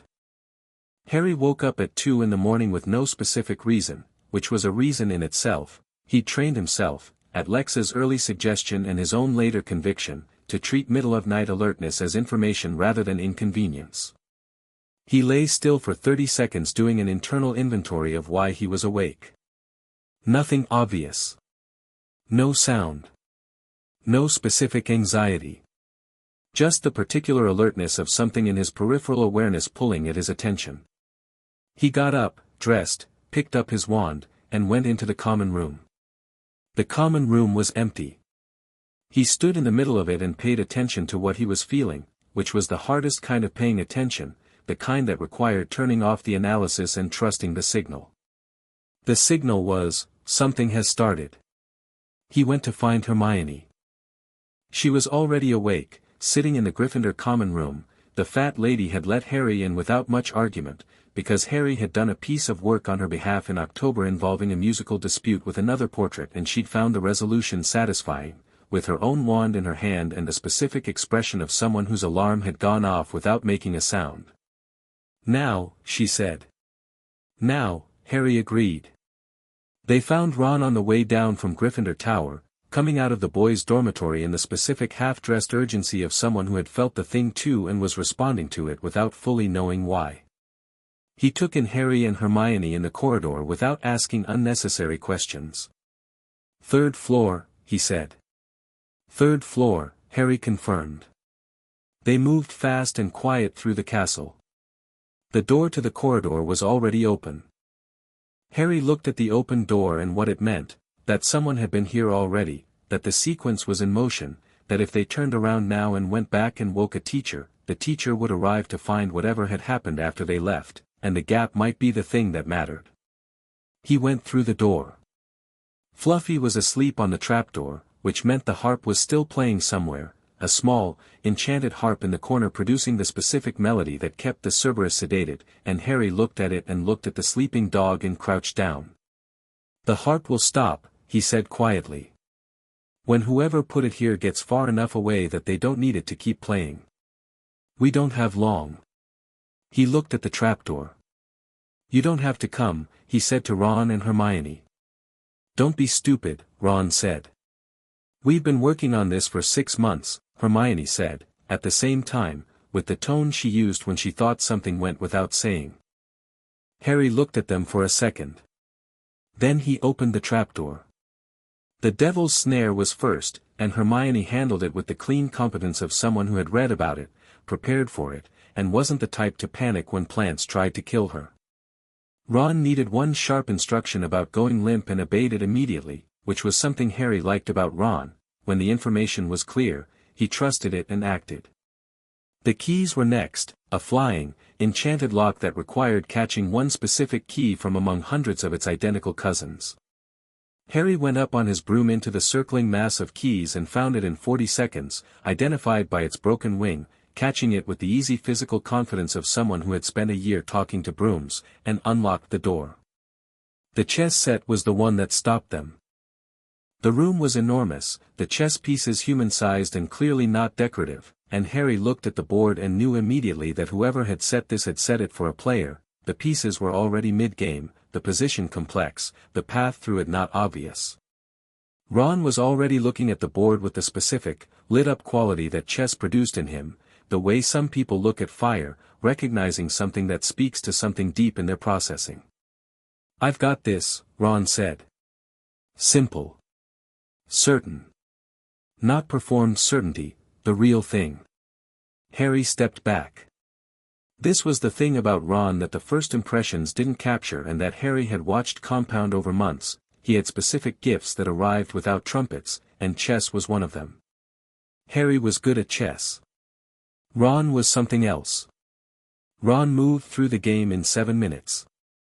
The pieces fell where he directed them, the strategy clean and decisive, the line of attack established and followed without hesitation. When the moment came that required a sacrifice, he assessed it for 3 seconds and made the call. "I have to be taken," Ron said. "To clear the path for you." Harry looked at him. "It's the move," Ron said. "It's just the move. I'll be fine once the game is won." He was looking at the board rather than at Harry, with the focus of someone in the middle of something that required all of them. "Go. When I make this move, the path is clear. Don't waste the opening." Harry took his shoulder briefly. "When I get back," he said. "I'll be here," Ron said. "Obviously." Harry went. The final room had a fire and a door and a row of bottles on a table, and in the middle of the room Hermione walked once around the table, examined each bottle, read the note that accompanied them, and worked it out in 4 minutes. "Logic puzzle," she said, without satisfaction, the tone of someone who finds that a thing being solvable doesn't make it pleasant. 2 bottles will get you forward and back. 4 are nettle wine. 1 is poison. 1 will let you go back but not forward. Which is forward?" Harry asked. She pointed. Harry looked at the bottle. "There's only enough for 1 person." "Yes," Hermione said. She was looking at him with the expression she wore in their 2 in the morning library arguments, the one where she was thinking as fast as she thought and being honest about every part of it. "You have to go forward. I don't know what's in there but you know better than I do and you're more prepared." She paused. "I'll go back to Ron." There's an owl," Harry said. "Room of requirement, I left a pre-written letter in the 3rd inner compartment of the desk. Take it. When you're out of the castle wards, Axiom will come if you call her. The letter goes to Lex. The address is the first line." Hermione took this in without hesitating. "Your guardian. He'll need to know regardless," Harry said. "And if something goes wrong, he's the right person to tell." She looked at him for a moment with the unfiltered directness that was her genuine face, without the layering of social performance or the armor of competence. "Don't do anything permanent," she said. "Come back." "I'm planning on it," Harry said. She took the return bottle. He took the forward one. They looked at each other for 1 more second. "Harry," she said. "I know," he said. He drank and went through the black fire. The room on the other side was simple, which was how Harry knew Dumbledore had been here before him. A mirror stood in the center of the space. The mirror of Eriste. And in front of it stood Professor Quirrell. Quirrell turned when Harry entered with the unhurried quality of someone who had been expecting him. The stutter was gone. In its place was the quality of a different person using the same body, sharper, colder, with the specific precision of something very old and very certain looking out through borrowed eyes. "Harry Potter," Quirrell said, and the voice was not the nervous professor's voice but something older and more deliberate. "Curious. I expected you might arrive." "I expected to arrive," Harry said. He looked at the mirror, then back at Quirrell. "You can't get the stone from the mirror." "No," Quirrell agreed. "I find I cannot." He tilted his head with the bird-like quality of someone else's physical habit. "I require assistance." "I'm not going to assist you," Harry said. "You haven't heard the terms." "I don't need to," Harry said. "Whatever terms are on offer come from something that killed my parents. I'm not interested." Quirrell smiled with a mouth that the smile didn't reach. "You're not afraid." "I'm paying attention," Harry said. "Those aren't the same thing." He was reading the room as he spoke, the positions, the space, the door he'd come through, the specific quality of the magic in the space, which was dense and accumulated in the way that magical objects radiated when they'd been in use for a very long time. The stone was in the mirror. The mirror showed desire. Harry thought, what does he want to see? Look in the mirror, Quirrell said. The voice underneath his voice was becoming more present, layered, pushed upward by something that wanted to speak for itself. Look and tell me what you see. Why would I tell you what I see? Because otherwise, Quirrell said, and his body moved with a sudden, boneless quality that was entirely wrong, I will take it from you. He moved and Harry moved simultaneously, the focused emptiness arriving complete and instant, no delay between the intention and the action, and what came off Harry's hands when Quirrell's grabbed his wrist was heat. Not fire exactly. The amber light, but pulled tight and concentrated into something that had temperature, and where it met Quirrell's skin the reaction was immediate and severe. Quirrell screamed and pulled back, staring at his hand with the expression of someone whose body has done something that defies their model of how bodies work. Your mother's magic, the voice inside Quirrell said, and the voice was not using Quirrell to speak anymore, it was speaking through him, directly, the distinction unmistakable. Sacrificial protection. Still active in your blood. Still burning. A pause. Remarkable. Harry looked at the thing in Quirrell's face. This was the first time he was looking at it directly and he let himself look, because looking clearly was the beginning of understanding. You're not actually dead, Harry said. No, the voice said. I am patient. I am diminished. I will not always be either. The eyes, which were Quirrell's eyes and weren't, fixed on Harry with the particular quality of something very old making a genuine assessment. You are not what I expected. His predictions about you were wrong. Dumbledore's, Harry said. It agreed. He expected someone moldable. Someone who needed guidance, who could be shaped toward a purpose. The voice had a quality that was, Harry identified carefully, honest, the specific honesty of something that found truth more efficient than falsehood because it was already so far beyond the need to manage impressions. You are shaped already. Differently than he intended. I know, Harry said. Do you know what he intends for you? I have a working theory, Harry said. I'm still filling in gaps. The prophecy is a cage, the voice said. He built it and put you in it and told you the cage was destiny. A pause. I would offer you the same cage with different bars. That is all any of them would offer you. I want you to understand that. Harry looked at it. Is that a gift? Telling me that? It is accurate, the voice said. Accuracy is sometimes the most violent thing. Yes, Harry said. It is. He looked at the mirror. He looked at it clearly, knowing what was in it, knowing what it would show him, knowing what it would show Quirrell. He walked toward it with the focused emptiness held steady, the amber warmth in his hands, and he stood in front of it and looked at his reflection. His reflection smiled at him. Reached into its pocket. Held something up. Harry felt the stone in his actual pocket. He kept his face still. He did not look down at his pocket. He looked at the mirror for another 2 seconds with the clean, neutral gaze of someone who is giving nothing away, and then he turned back to Quirrell. I see myself with the stone, he said. Not using it. Just having it. He said it clearly and watched Quirrell's expression change with the hungry, focused quality of something that had been working toward this for months. Quirrell moved toward him and Harry stepped back from the mirror and threw everything he had. Not a spell. The wandless magic, the amber light at full extension, the thing that had been Lily Potter's last gift moving through Harry's blood and out through his hands in a wave of intention that was not anger and was not fear and was the thing that had been in his chest since the room of requirement, since the mirror, since the night in the corridor when he'd understood what was in the school and what it was connected to. It was grief, he realized. Grief and love, which were the same mechanism at different temperatures, and both of them were his mother's. Quirrell's body couldn't hold it. The contact points burned. Quirrell screamed, real and terrible and human in a way that his voice hadn't been for months, and fell, and what came out of him as he fell was a formless thing, dark and cold and furious, that passed through Harry like a wind made of winter and the memory of something that wanted to live at any cost. Harry stood in a sudden silence.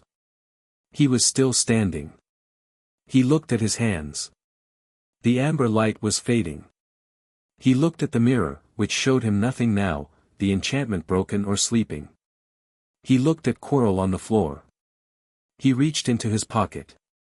The stone was there, small and smooth and warm, and he held it in his palm for a moment. Then he set it carefully in front of the mirror and turned toward the door. His legs were less certain than he'd like on the way back through the fire, and by the time he'd made it back through the chess room, Ron was there, sitting against the wall with the resigned patience of someone waiting out a conclusion. His vision had started doing something interesting around the edges. "That bad?" Ron asked, getting up and coming to him. "The living part worked out," Harry said. "The upright part is negotiable." "Right," Ron said. "We'll work with that," and put Harry's arm over his shoulder with the matter-of-fact competence of someone who has decided that the situation requires practical help and is providing it without making it complicated.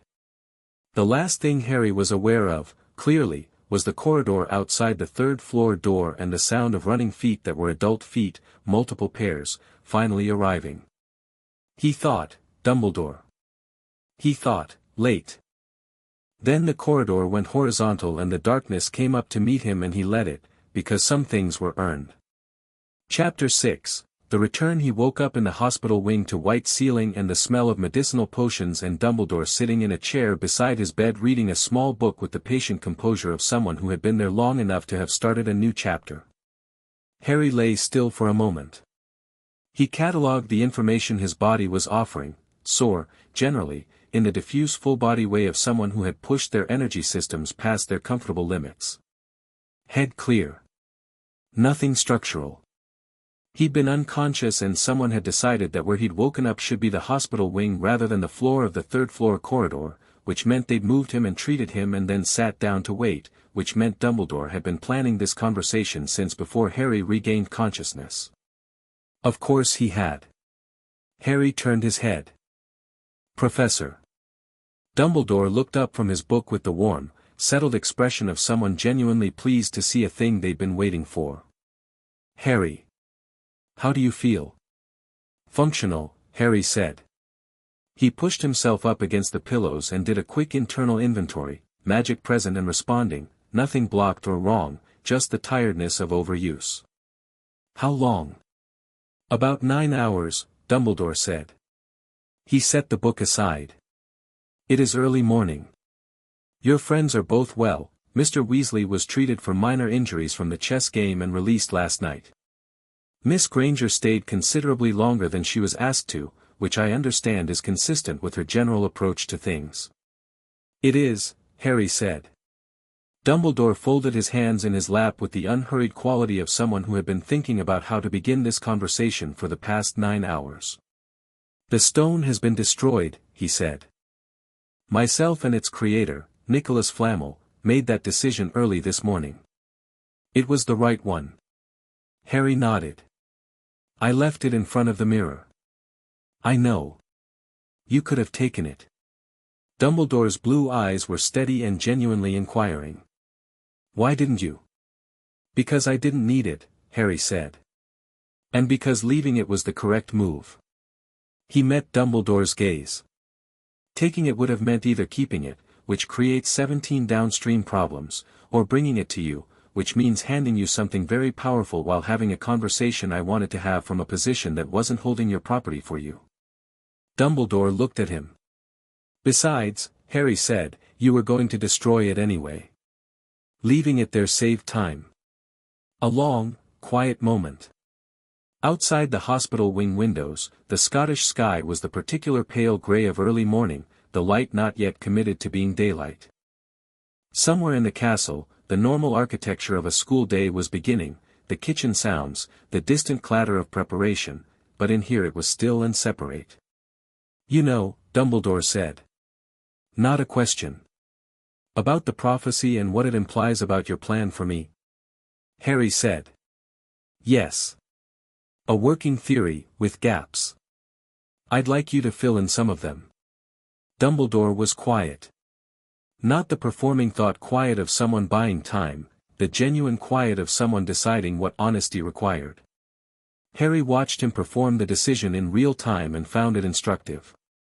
"Ask me what you want to know," Dumbledore said. It was the same offer he'd made in Diagon Alley. Harry had had 8 months of Hogwarts and a night fighting for his life since then, and the offer landed differently in this context. "The Horcruxes," Harry said. Something happened in Dumbledore's face that was the most unguarded thing Harry had seen from him. "You know about, I found a reference in one of the Obscura texts," Harry said. "It took me until March to fully work out the implication.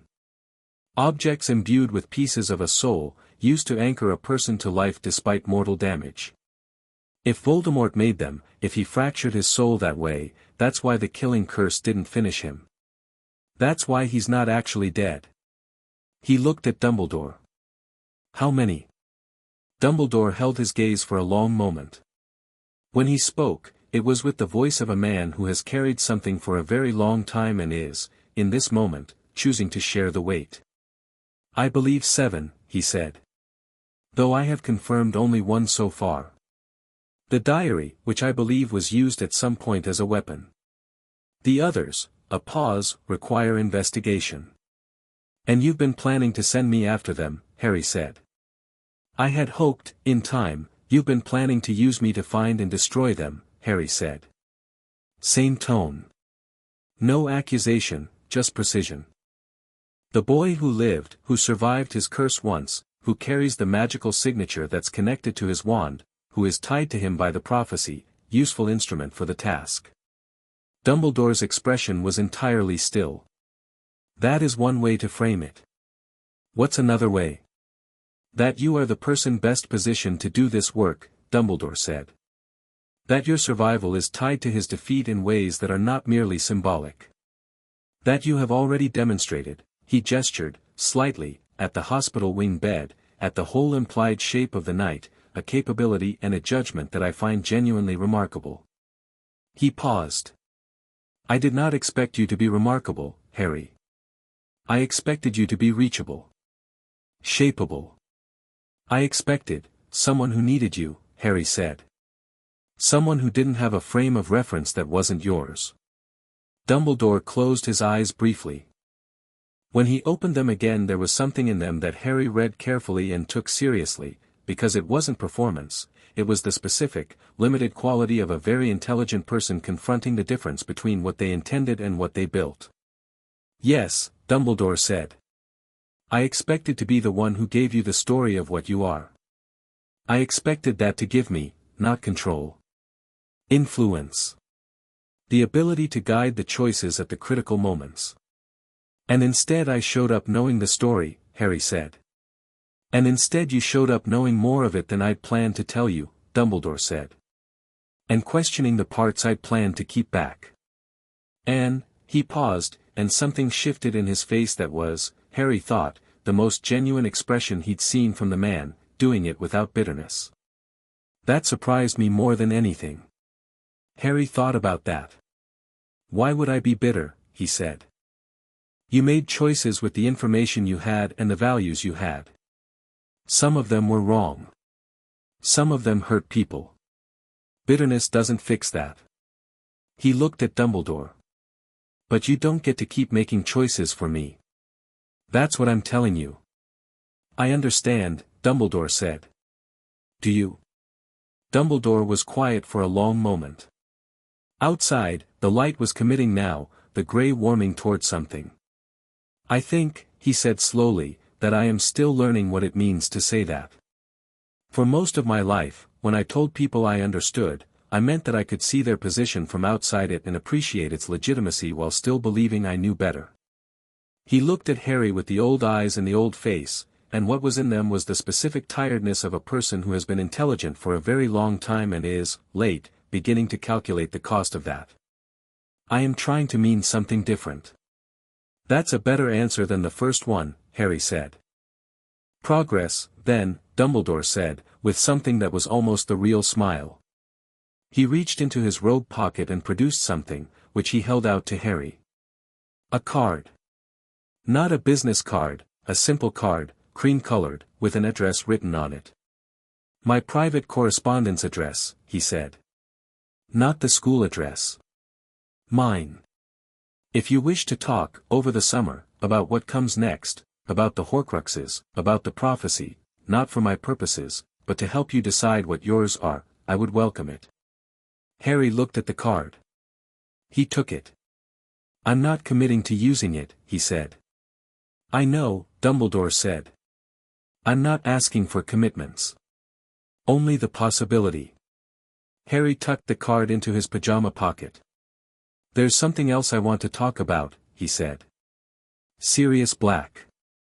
Madame Pomfrey released Harry the following morning after breakfast, which she delivered to his bedside with the organized efficiency of someone who considered meals non-negotiable recovery tools and had the authority to enforce that opinion.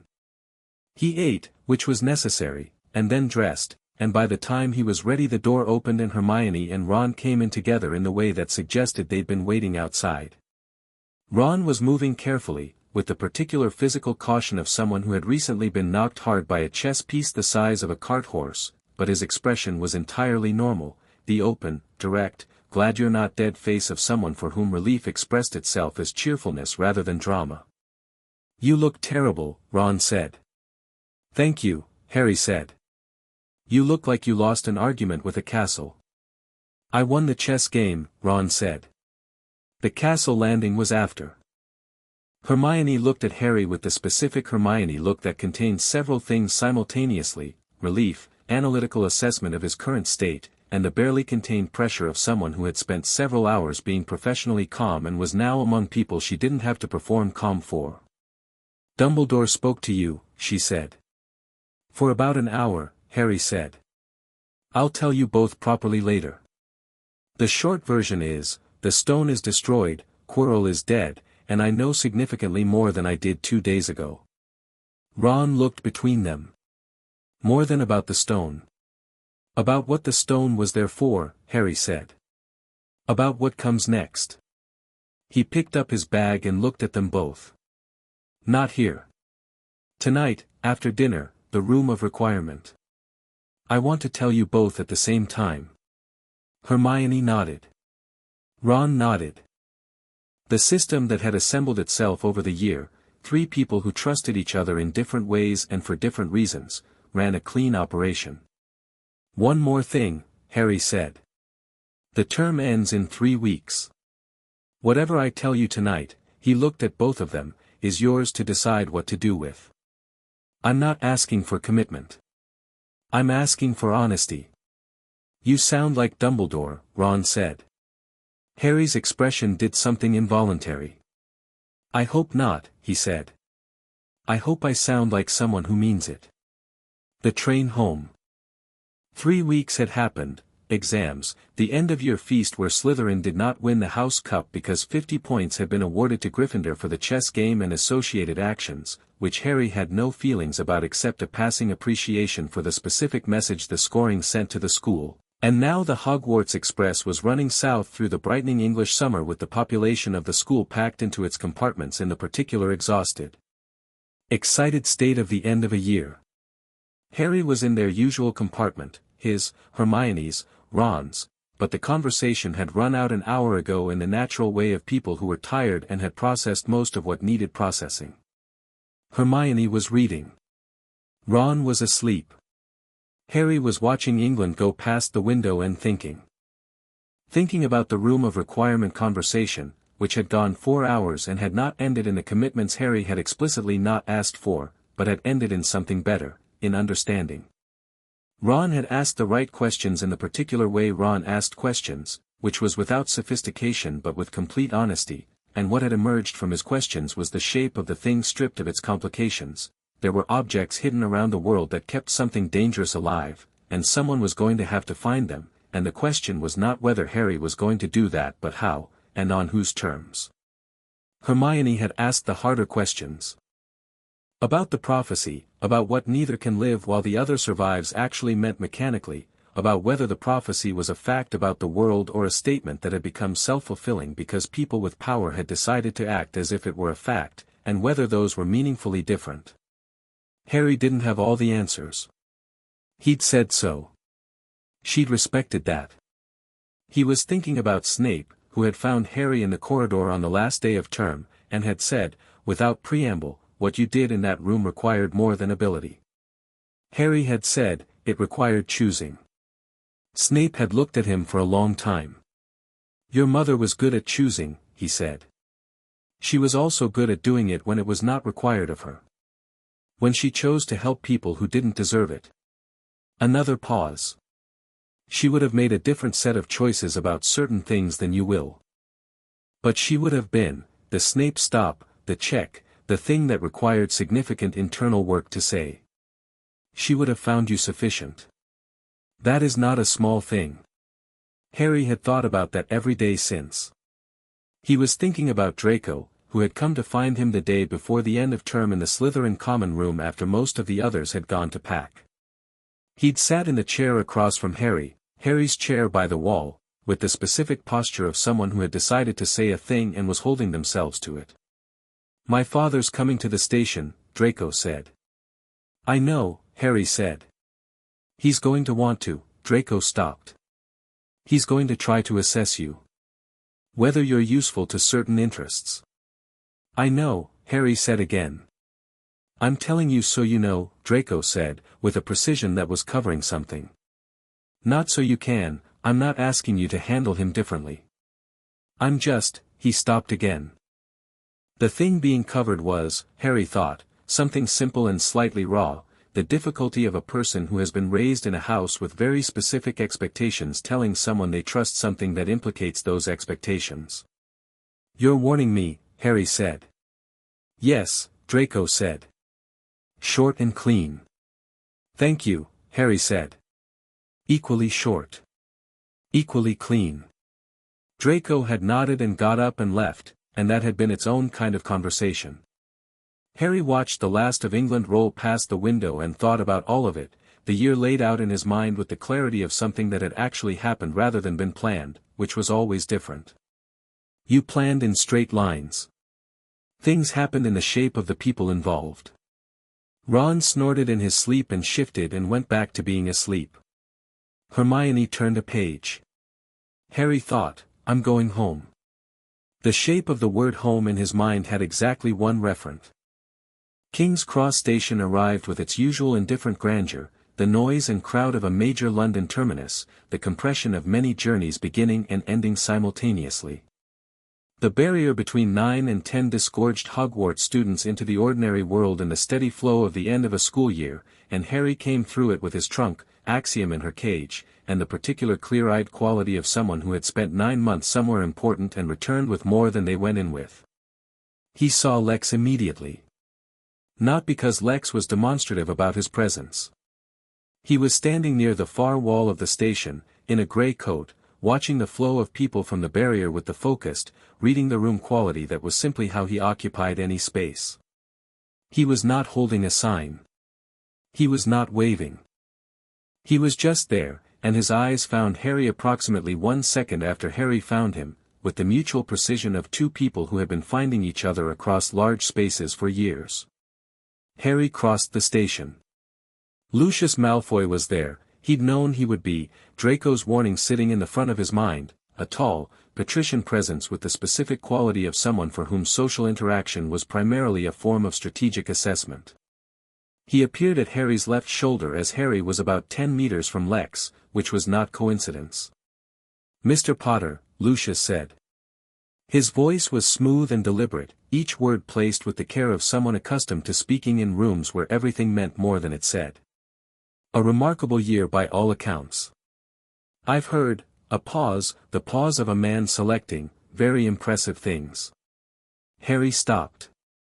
He looked at Lucius with the clear, direct gaze that made certain people immediately uncomfortable. Mr. Malfoy, he said. Draco had a good year. A fractional change in Lucius's expression, the adjustment of someone whose opening was redirected. Indeed. He found your company, I found his useful, Harry said, simply. He's smart and he's honest when he lets himself be. He'll be good at whatever he decides to do. He looked at Lucius with the particular quality of something being offered that was also a warning. When he decides. Lucius looked at him for a moment. The reading was happening, the same reading Draco did, more refined, with decades more practice behind it. Harry let it happen. He had the occlumency now. Lucius would read what Harry chose to show. What Harry chose to show was exactly what he was, which was more discomforting than anything hidden would have been. Your guardian, Lucius said, his gaze moving to Lex, has an interesting reputation in certain circles. He has interesting reputations in most circles, Harry said. That's generally the case with people worth paying attention to. He's not, Lucius paused, selecting carefully, aligned with certain traditional interests. No, Harry said. Neither am I. He met Lucius's eyes directly. I think you already know that. Which means this conversation is about establishing what I do instead of being aligned with those interests, and whether that's a problem for you. He waited a beat. Is it? Lucius looked at him. I'm 11, Harry said pleasantly. But I've been told I run old. Something moved across Lucius Malfoy's carefully assembled face that was not quite amusement and was not quite respect and occupied the territory between them. I see Draco has not exaggerated, he said. Draco's generally accurate, Harry said. It's one of the things I like about him. He picked up Axiom's cage. Enjoy your summer, Mr. Malfoy. He crossed the remaining distance to Lex in 10 steps. Lex looked at him. Harry looked at Lex. The station moved around them with its indifferent energy. Lucius Malfoy, Lex said. Opening move, Harry said. Calibration exercise. He wanted to know if I was manageable. And I gave him nothing useful and made it look like generosity, Harry said. He'll spend a month deciding what I meant. Good, Lex said. He took Axiom's cage from Harry with the matter-of-fact quality of someone who has decided that carrying things is a practical rather than symbolic act. You look like you haven't slept properly in 2 weeks. 3, Harry said. The satellite reports indicated something significant happened at the end of term, Lex said. The letter from Miss Granger was appropriately circumspect, but I've been filling in the gaps. I'll tell you everything, Harry said. In the car. There's a car, Lex confirmed. They moved toward the station exit, and the crowd reorganized itself around them with the instinctive efficiency of crowds rearranging around things that have a specific gravity. The car was a black town car with privacy glass and a driver who had been with LexCorp Security for 11 years and treated silence as a professional obligation. They pulled into London traffic and Harry told Lex everything, in the order it happened, without editorial except where he thought the editorial was specifically useful. Lex listened the way he always listened, still, complete, not interrupting, processing. When Harry finished, Lex was quiet for 40 seconds. You left the stone, he said. It was the right move.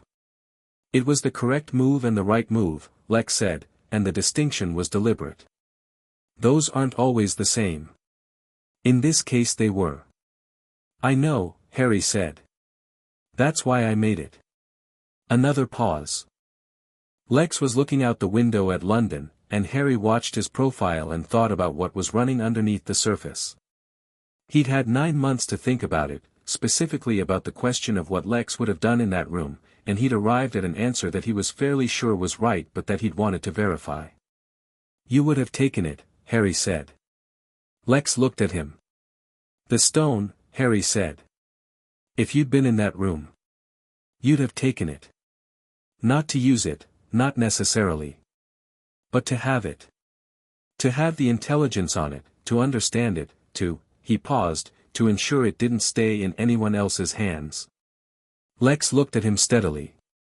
Yes, he said. That's the difference between us, Harry said. Yes, Lex said again. I'm not saying you're wrong, Harry said. I'm saying we process the problem differently. I know what you're saying, Lex said. His voice was even. You're saying that your choice was an ethical one that mine wouldn't have been, and you're right, and you're not asking me to justify mine because you already understand why I'd make it. He turned back to the window. You've been thinking about how to say this since before you came through the barrier. Since March, roughly, Harry said. The car went around a corner. London rearranged itself outside the windows. The Horcruxes, Lex said. Yes. That's what I wanted to talk about, Harry said. The whole thing. The prophecy, the Horcruxes, what Dumbledore wants from me, what I want for myself. He looked at his hands in his lap. I need you to hear all of it and not run a strategy on it while I'm talking. Lex turned from the window and looked at him with the full, specific attention that was his most honest mode, no performance, no management, just the actual intelligence behind the armor. I can't promise not to think, he said. I know. I'm asking you not to lead with strategy. Listen first. Lex was quiet. Then, all right. The prophecy marks me as the one who can end Voldemort, Harry said. Dumbledore believes it. Voldemort believed it before I was born. The whole war has been structured around it, including what was done to my parents, including what was done to me. And the prophecy might be true, not because prophecy is real but because enough powerful people have acted on it that the self-fulfilling version is functionally true. He paused. Lex said nothing. There are Horcruxes. Objects with pieces of his soul that keep him tethered to life. They have to be destroyed before he can be killed. Dumbledore is already working on locating them. He's going to want my involvement. And he's right that I'm the best positioned to help with it, for reasons that are real and not just convenient. Another pause. He's also treating it as inevitable, which is exactly how he treats everything I'm supposed to do. And I'm not going to let it be inevitable. I'm going to choose it, or not, on terms I set. And what terms are those? Lex asked. I'm working on them, Harry said. Which is why I want to talk. Lex folded his hands. The car moved. London thinned at the edges as they approached the Metropolis-bound private airstrip that LexCorp maintained outside the city.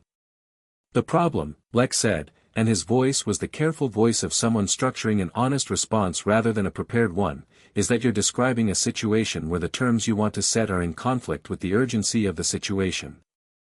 The longer Voldemort is left with his Horcruxes intact, the stronger he becomes. The cost of waiting to act on your own terms is paid in the people who die while you're setting the terms. I know, Harry said. And you're willing to accept that cost? Lex said. Not an accusation, a question that needed an honest answer. I'm willing to move quickly on my own terms, Harry said. Those aren't the same thing. I'm not planning to sit on this for years. I'm planning to take 2 months to understand the full scope, set up the actual operational structure rather than the improvised one, and then move. He looked at Lex. Which is what you'd do. I'd do it faster, Lex said. I know. And people would still die in your faster version because fast isn't instantaneous. Harry met his eyes. The question isn't whether people die while I'm preparing. The question is whether I prepare well enough that fewer people die overall. Lex was quiet for a longer moment than most of his quiet moments. You have been thinking about this for a very long time, he said. Since I read the briefing documents last July, Harry said. So about a year. You're 11, Lex said, and this time the phrase was not the deflection it had occasionally been. It was, Harry read it carefully, something like you're 11 and you've been carrying this for a year and I should have known and didn't and that bothers me in a direction I'm not going to name directly. I know how old I am, Harry said. Yes, Lex said. You've always been irritatingly clear on that. He looked at his own hands. What do you need from me? The question landed the way it always did, clean, practical, the most direct form of the thing underneath all of it. Harry had been thinking about the answer since March. I need you to help me understand what I'm going to find, Harry said. You've been building the intelligence on the wizarding world for 6 years. The Horcruxes, the Death Eater network, the Ministry's status, what's been happening to Voldemort since 1981 and where the pieces of him are likely to have ended up. I need the full picture, not the redacted one. There is no redacted version, Lex said. You have everything I have. Then I need you to help me build the parts one don't have yet, Harry said. Which means LexCorp's intelligence division, some of the research teams, and probably 3 conversations with Dumbledore where you're in the room. Lex's eyebrow moved slightly. You want me in the room with Dumbledore? I want the 2 of you in the same room so neither of you can build a version of the situation that excludes the other's information, Harry said. And because watching you 2 navigate each other is the most useful data I can gather about both of you. Lex looked at him for a long moment. That's cold, he said. It's accurate, Harry said. Same thing, Lex said, and the corner of his mouth moved in the almost smile. The penthouse was exactly as it had been. Harry stood in the main room with his trunk and looked at the skyline through the floor-to-ceiling windows, and the skyline looked back with its usual indifferent majesty, the city going about its enormous business 60 floors below, entirely unconcerned with the year that had happened in Scotland. He felt the specific relief of a space that had been his long enough to hold him, the way the right space holds you, not like a cage, like a structure, like the difference between walls that trap and walls that support. Dolores appeared from the kitchen wing with the organized efficiency of someone who had been anticipating this arrival for a week and had opinions about the meal situation. She looked at Harry with the expression that was her version of warmth, which was brisk and practical and meant she was going to feed him something substantial before she allowed any further conversation. You're thin, she said. I've been at school, Harry said. School has kitchens, Dolores said, in the tone of someone who had never accepted I was busy as a reason for inadequate nutrition. Sit down. Harry sat down. Lex sat across from him. Dolores produced food with the velocity of someone who had been waiting for this moment and was not going to let logistics slow her down. Harry ate, because Madame Pomfrey and Dolores were, he'd come to think, the same archetype expressed in different cultural contexts. After dinner, Lex went to his study. Harry went to his room. He sat on his bed and looked at his room, his books, his notebooks, the careful organization of 6 years of accumulating a self in a particular space. He thought about the mirror. He'd told Lex about the mirror in the car, as part of the full accounting, and Lex had listened and said nothing immediately, which was the response that meant he was taking it seriously rather than analyzing it. Now, an hour later, there was a knock on his door. Come in, Harry said. Lex came in, which he rarely did, and sat in the chair by the desk, not occupying it, just using it, the posture of someone who came to say something and is finding the architecture of how to say it. Harry waited. The mirror, Lex said. You didn't touch the glass. No, Harry said. Why not? Harry thought about it. Because what it was showing me wasn't real, he said. Not, he paused, not fake. Real. But not the kind of real you can hold. And reaching for it would have been choosing to stay in it, and he stopped. I wanted to look. I looked. Then I turned around. Lex was quiet. Does that feel like loss? Yes, Harry said. Lex nodded, slowly, the way he nodded when something had been confirmed. Good, he said. Harry looked at him. Good. If it didn't feel like loss, it would mean you'd handled it by dismissing it, Lex said. The loss means you let it be what it was. That takes more. He paused.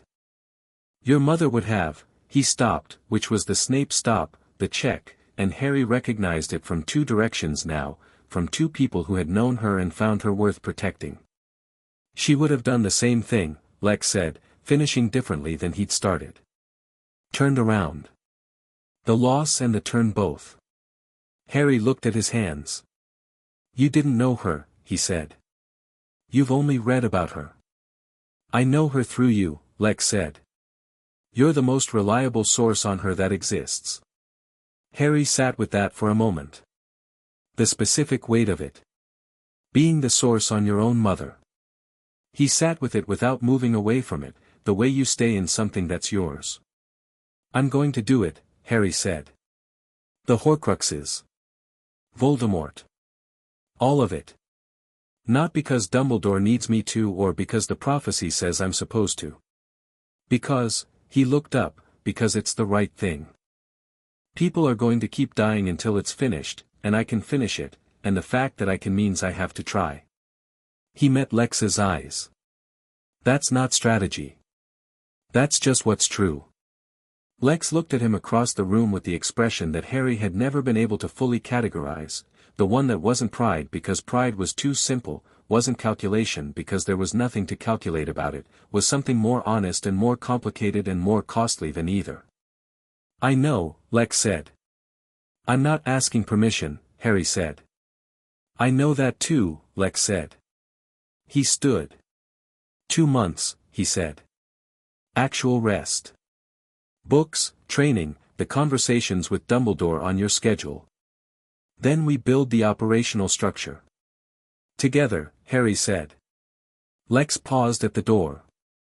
You said I don't get to run the operation. You don't, Harry said. But you're in it. That's different. Lex was still for a moment. Then he said, all right. He went back to his study. Harry lay back on his bed and looked at the ceiling, the Metropolis skyline throwing its ambient light against it, the familiar geometry of the room holding him the way it always had. He thought about the year, the hat's voice, the amber light in his hands, Hermione on the other side of the logic puzzle, Ron's it's just the move delivered with the absolute certainty of someone who had found what they were built for. The cold in the final room. The thing looking out through Quirrell's eyes with its ancient, patient ambition. Dumbledore in the hospital wing chair, revising his model in real time. He thought about the stone sitting in front of the mirror, and how he'd walked away from it, and how walking away had felt like more than anything he'd held. He reached into the pocket of his school robes, which he hadn't changed out of yet, and found Dumbledore's card. He looked at it. The private address, the handwriting, the specific weight of an olive branch extended by a very old, very intelligent man who was learning, slowly, what it cost to believe too completely in his own architecture. Harry got up, went to his desk, and took out a piece of paper. He didn't write anything for a few minutes. He sat with the pen and the paper in the Metropolis night and thought about what he actually wanted to say and what would be useful versus what would be cathartic and which one he owed. He wrote, Professor Dumbledore, I'm spending the summer building the operational picture of what we're facing. By September I expect to have a significantly clearer view of the Horcrux locations and the Death Eater network's current structure. I'd like to compare notes when the term begins. I'm not your instrument. I'm aware you know that now. I think we can be useful to each other on that basis, which is a better one. The thing about my mother, what you said in the hospital wing, was the most honest thing you've said to me. I'd like more of those conversations. Harry Potter. He read it twice. He added one line at the bottom, also, Sirius Black. This is not a request that I'm prepared to accept a delay on. He sealed the letter, addressed it to the private address on the card, and left it on his desk for Axiom in the morning. Then he went back to his bed and looked at the ceiling for a while longer. The city ran below him, enormous and lit, and above it the penthouse held its specific gravity, and in the study down the hall Lex Luthor was working on something, as he was always working on something, and the whole configuration of it, the city and the building and the man working and the boy lying still, was home in the only sense Harry had ever tested the word against reality. He thought, 1 year down. He thought, the next one will be different. Not easier. Different. He would go back to Hogwarts in September knowing more than he'd known this time, with better operational preparation and clearer lines of trust and a relationship with the school's headmaster that was honest in a way it hadn't been at the start of the year. He would go back knowing there were 6 Horcruxes somewhere in the world and that the job of finding them was going to take years and cost things he couldn't fully predict yet. He would go back knowing what he was choosing and why. He thought about what the Sorting Hat had said to him, "You're not afraid of anything in this room," and thought about what that meant now versus what it had meant in September. In September it had been true because he'd read everything and prepared everything and walked in with full situational awareness. Now it was true differently. Now it was true because he'd been in the room at the bottom of the school with something ancient and hungry and lethal looking at him through someone's eyes, and he had held the focused emptiness and let the amber light come, and he had not been undone. Fear was a reasonable response to things that were actually dangerous, the hat had said. And Harry thought, yes. And this is what you do instead of fear. You prepare. You choose your ground. You trust the people who've earned it. You hold what you are steady and you walk toward the thing that needs doing. You come home and you write the letter and you rest and then you go back. Outside, far below, the city kept its noise. Inside, the penthouse was quiet. Down the hall, Lex worked. In her cage by the window, Axiom ruffled her feathers and settled. Harry closed his eyes. In the morning, Lex found a letter on the kitchen island. Not the Dumbledore letter, Axiom had taken that before dawn. This one was addressed to Lex, in Harry's handwriting, propped against the coffee machine with the deliberate placement of something that had been left rather than forgotten. Lex stood in the kitchen in the early morning, the penthouse quiet, the coffee running, and looked at the letter for a moment. He picked it up. He didn't open it. He stood at the window with his coffee and the letter and the Metropolis morning unfolding 60 floors below, the city coming to life in its enormous, indifferent way, the light coming off the river and the glass buildings making the whole thing look like something worth building, and he thought about the year and what it had produced and what that meant about what the next years would be. He thought about the 4-year-old in the garden in Surrey with the trowel and the focused, absolute concentration. He thought, I know what you're going to say. I've known for a while. He put the letter in his inside coat pocket. He would read it later. Not because he needed to manage his response or because he was afraid of it. Because some things earned the time of being read properly. Because the city was loud and the morning was early and in an hour Harry would be up and there would be breakfast and the conversation they'd been building toward for years, the one about what came next, the operational one, the one where Harry would sit in his chair on the other side of the table and lay out the shape of his plan with the compressed precision that was entirely his own. Because he could wait an hour. Because after 6 years of 6:30 mornings and chess games and board rooms and arguments about Superman and broken glasses and amber light and a 10-year-old on a terrace reading files about his dead parents without falling apart, after all of that, he could wait an hour. He drank his coffee. The city went about its business. The morning ran its course. When Harry appeared in the kitchen at 6:32, in his pajamas, with a book tucked under his arm and the dark hair comprehensively defeating gravity, Lex was at the island with his tablet and his second cup. Harry looked at him. Looked at the kitchen. Looked at the tablet. Anything interesting?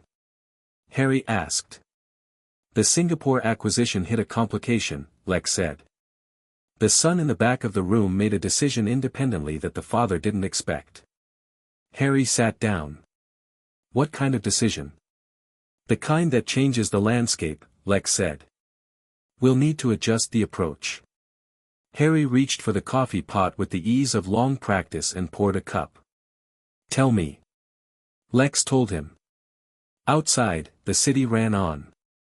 Inside, the two of them worked on the problem, the way they always had, the way they would tomorrow, and the year after, and in all the years of the shape of things that was still being built.